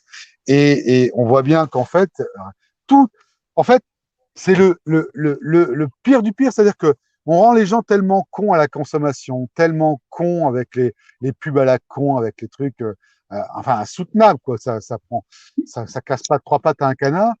Donc, ils voient même pas que tout y est, c'est-à-dire que ils ne se cachent même pas d'être dans un ancien nazi ou d'avoir créé l'Europe comme ça. Ils se cachent même pas de leurs intentions. Schwab, il se cache pas de ses intentions. Donc, tu vois bien que si tu veux, aujourd'hui, ils se sentent tellement impunis parce qu'ils ont tous les contrôles policiers, contrôles judiciaires, militaires, politiques. Donc, ils s'en foutent de dire la vérité. Parce que toi, petit mec, ou moi, petit mec qui arrivons là, on va pas, même si on joue les éléphants dans un magasin de porcelaine, on va pas leur casser la boutique, quoi. Donc, c'est ça le problème, oui, c'est que moins les gens sont... En 2 secondes, Franck, ce que les gens ne savent, ignorent totalement, c'est que tout le patronat français, toutes les têtes au Luxembourg, ces gens-là, en fait, utilisent notre pognon, le pognon qui nous est spolié à travers la casse de nos entreprises, pour financer ces réseaux-là. Parce que la fameuse lutte anticommuniste, c'est pas de la lutte anticommuniste au sens où on l'entend, c'est de la lutte pour préserver leurs avantages pour le système libéraliste. Ça n'est que ça, pour protéger leurs privilèges. En France, le patronat, tu n'imagines pas le rôle du patronat, les fonds clandestins qui ont été pour tabasser la gueule des syndicalistes pour pouvoir maintenir leurs privilèges. Ça n'a été que ça. Donc, il faut faire très attention quand on parle de lutte anticommuniste américaine. En fait, ça n'a été que pour protéger leur système libéraliste et péter la gueule des indépendants et des gens comme nous. Et notre fric sert à financer ça. Alors, voilà. Moi, je ne peux pas te répondre là-dessus parce qu'encore une fois, je ne veux pas être attaqué en diffamation ou en propos mensongers parce que il y a déjà des choses qu'on sait dont ils ne se privent pas de dire et de publier. Donc, je n'ai pas ta culture non plus et je tiens à être très modeste vis-à-vis de toi parce que je sais que tu en connais beaucoup et tu connais vraiment les causes. Simplement, ce que je peux dire, évidemment, c'est qu'en réalité, si tu veux, les gens ne lisent plus, justement. Tout est écrit, que ce soit la dépopulation, que ce soit leur virus, que ce soit. Mais les gens ne veulent pas y croire parce qu'ils ne veulent pas croire qu'en réalité l'État n'est pas là pour les sauver ou la justice n'est pas là pour les sauver, mais juste essayer de les soumettre. Voilà, de les soumettre et de leur faire peur. Et donc le vrai problème qui se pose aujourd'hui, c'est que tant qu'on n'aura pas suffisamment de gens qui se réveillent, qui continueront à voter pour coquilles vides ou pour qui continueront à voter tout simplement alors que ce n'est pas du tout représentatif de ce que les gens pensent, eh ben, on ne sortira pas du système. Sauf que s'ils ne prennent pas conscience rapidement, il y a des guidelines là, hein, c'est que là, on va arriver donc à un système de dictature qui sera insoutenable parce qu'en fait, on va te dire comment et quand il faudra pisser. Et là, peut-être que les gens s'en sortiront. Et encore, ils diront, bah, si l'État le dit, c'est que il a bien fait. On est arrivé à un tel abrutissement des populations, des citoyens, qui ne comprennent même pas que ça n'a rien à faire. Alors, c'est vrai que le Covid était là, soi-disant, pour réveiller. Alors, toujours en double sens, hein. Mais oui, on l'a fait pour vous réveiller, pour prendre conscience que on pouvait pas raconter n'importe quoi. Mais ils vont recommencer. Ils vont recommencer parce que dans tous les cas de figure, ils ont voulu essayer, certes, mais ils ont voulu essayer pour gagner. Ils n'ont pas voulu essayer juste pour nous montrer et prendre conscience qu'on pouvait arriver là. Ils ont juste voulu gagner. Et ils en sont pas loin, encore une fois, parce que ça va revenir. Hein. Cet hiver, ça va être la grippe de la, je sais pas moi, de la moule, ou ça va être effectivement la fièvre du laurier. Enfin, voilà, ça va être que ça maintenant. Ça a marché une fois, je vois pas pourquoi ça marcherait pas une deuxième fois. Surtout qu'il y a toujours des cons en ce moment qui se mettent des masques dans la rue. Hein. Donc voilà. Et c'est pour ça que je te dis que tout est lié, mais que il faut savoir que le pouvoir judiciaire, c'est un pouvoir de contrôle sur les gens parce que quand on dit des vérités comme ça, on peut être poursuivi, non pas pour nos mots, mais ils vont essayer de trouver des choses contre nous pour essayer délibérément, ce qu'ils ont fait au Luxembourg, hein, en me mettant en prison, parce que j'avais soi-disant plus accès, je ne devais pas venir à voir ma constitution de partie civile, étant donné que j'étais interdit de séjour. Donc ils ont le droit de tuer, ils ont le droit de détourner, ils ont le droit de tuer, ils ont le droit de cacher, mais mais toi, tu n'as pas le droit de venir voir. Donc, tu vois bien qu'on est dans l'inversion des valeurs. Et c'est le problème de toute cette inversion des valeurs, c'est en réalité quand tu te rends compte que en fait tout est un vaste théâtre et que pour pouvoir le changer, c'est qu'il faut véritablement que les gens prennent conscience qu'ils sont dans ce théâtre. Alors ils le vivent le théâtre, mais ils pensent que c'est normal parce qu'on leur a dit que c'était normal et que c'était comme ça et que bien souvent ils ne remettent même pas en cause la situation de ce que les juges peuvent décider et de ce qu'ils pourraient faire. Voilà. Donc c'est pour ça qu'en réalité, il faut prendre conscience.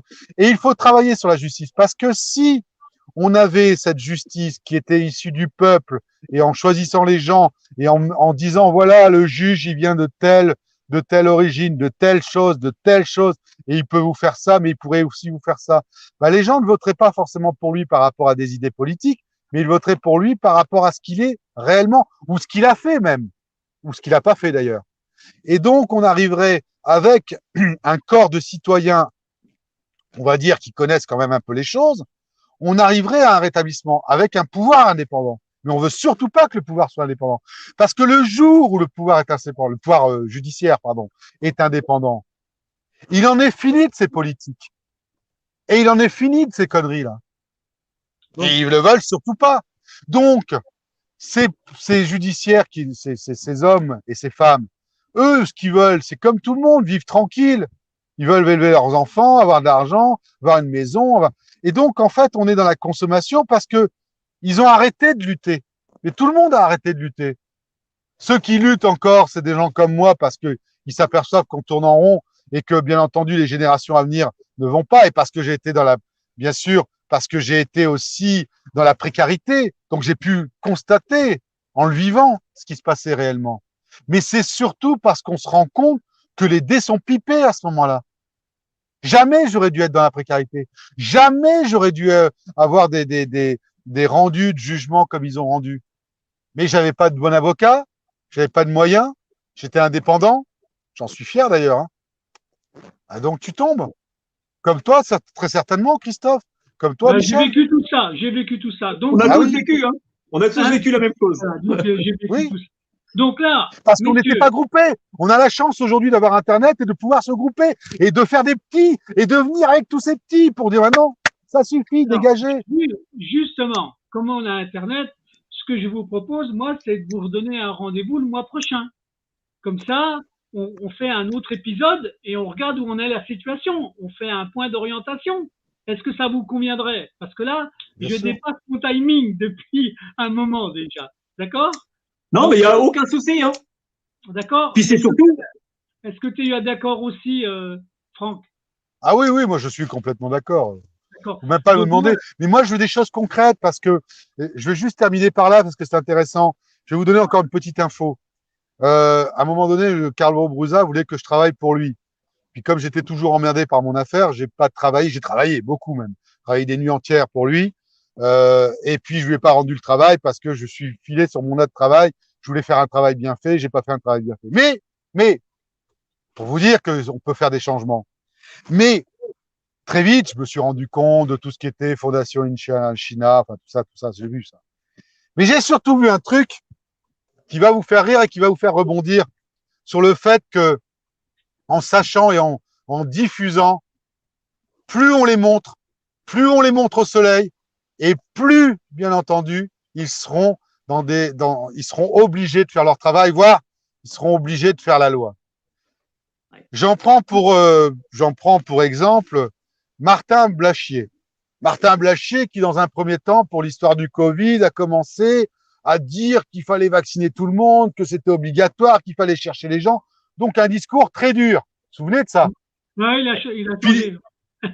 Puis les gens, puis les gens, d'un seul coup, se sont rendus compte qu'il avait changé. Savez-vous seulement pourquoi il a changé, Martin Blachier?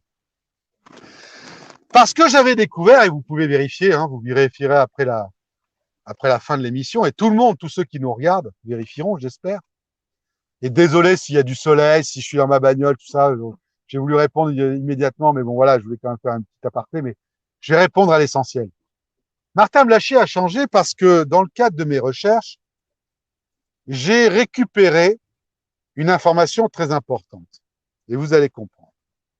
Ce fameux Martin Blachier a racheté une société en liquidation le 28 février 2020. Ça vous dit rien, ça? 15 jours avant que Macron décide de faire le confinement. Alors, pourquoi il a racheté une société en déconfiture?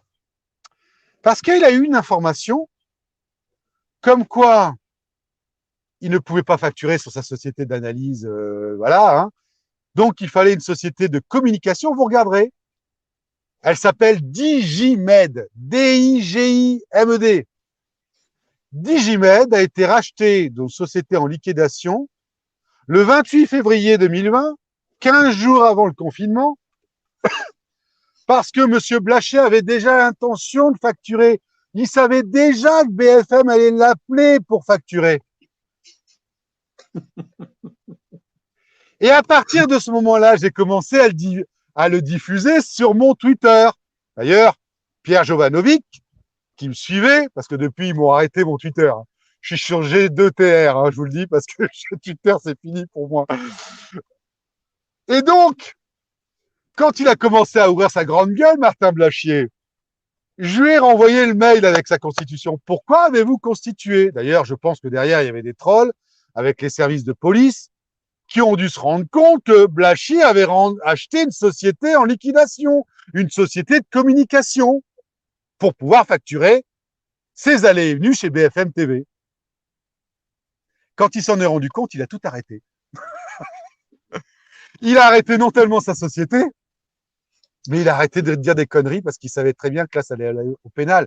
Ça voulait dire qu'il savait très bien qu'on allait organiser un confinement, qu'on allait organiser une peur, qu'on allait organiser. Donc, il était complice de crimes contre l'humanité. Bon. Voilà. Je vous donne encore une info. Vous vérifiez, hein, il n'y a aucun souci. Bon, bah alors. Et quand il s'était rendu compte que je m'étais rendu compte de ça, hop, terminé, plus rien. Bon, alors. Ça, mon tweet avait fait, je sais plus si c'est 4 000 ou 40 000 vues en très peu de temps parce qu'après, on m'a rayé avec mon Twitter. Voilà. Bon. Écoutez, messieurs. Donc, je termine juste, excusez-moi, rebondissement pour dire juste, mettez-les tous en lumière. Et ils sont cuits. Tous en lumière et ils sont foutus. On va le faire. C'est le travail qui est en train d'être fait par beaucoup de gens. Moi, je suis un petit colibri qui fait sa part, mais croyez-moi, il y a plein d'autres petits colibris qui se sont mis à l'ouvrage. Il faut se grouper, il faut inviter tout le monde, il faut qu'on soit 15 à la fin. 15 à raconter ses affaires, 15 à raconter d'où vient telle personne, d'où vient cette personne, ce qu'il a dit, ce qu'il a fait, pourquoi il est là. Alors, 15 à la fin. Et un site avec tous les gens, qui soit un site de référence pour que les gens, quand ils saisissent la justice, est-ce que ce procureur ou est-ce que ce juge, quel est son passé, quel est son cursus, qu'est-ce qu'il a fait comme décision qui est tout à fait contestable. Voilà ce qu'il faut faire. Ça va finir par se mettre en place. En tout cas, j'en ai la certitude. D'accord? On se dit à bientôt, messieurs, ou pas? Avec grand plaisir. Ouais. Okay. Merci, avec grand plaisir. Merci, bonne soirée à tous. Désolé de mon retard, désolé de parler comme ça, mais bon. Les gens auront l'occasion d'avoir une heure. Au moins, c'est du nature. C'est du nature. Remarque, on avait vu Charles Gave dernièrement qui est allé pisser pendant son émission. Alors, bon, moi, j'arrive comme ça, entre deux. J'avais un rendez-vous très important et après, j'ai pas pu me connecter pendant plus d'une demi-heure. Voilà. Et le fait exprès, ça va bien un moment, mais bon, voilà. Hein. Ça ira mieux pour le prochain rendez-vous. Je vous salue. J'espère aussi. Salut les jeunes. À bientôt, bonne soirée. À bientôt, au revoir.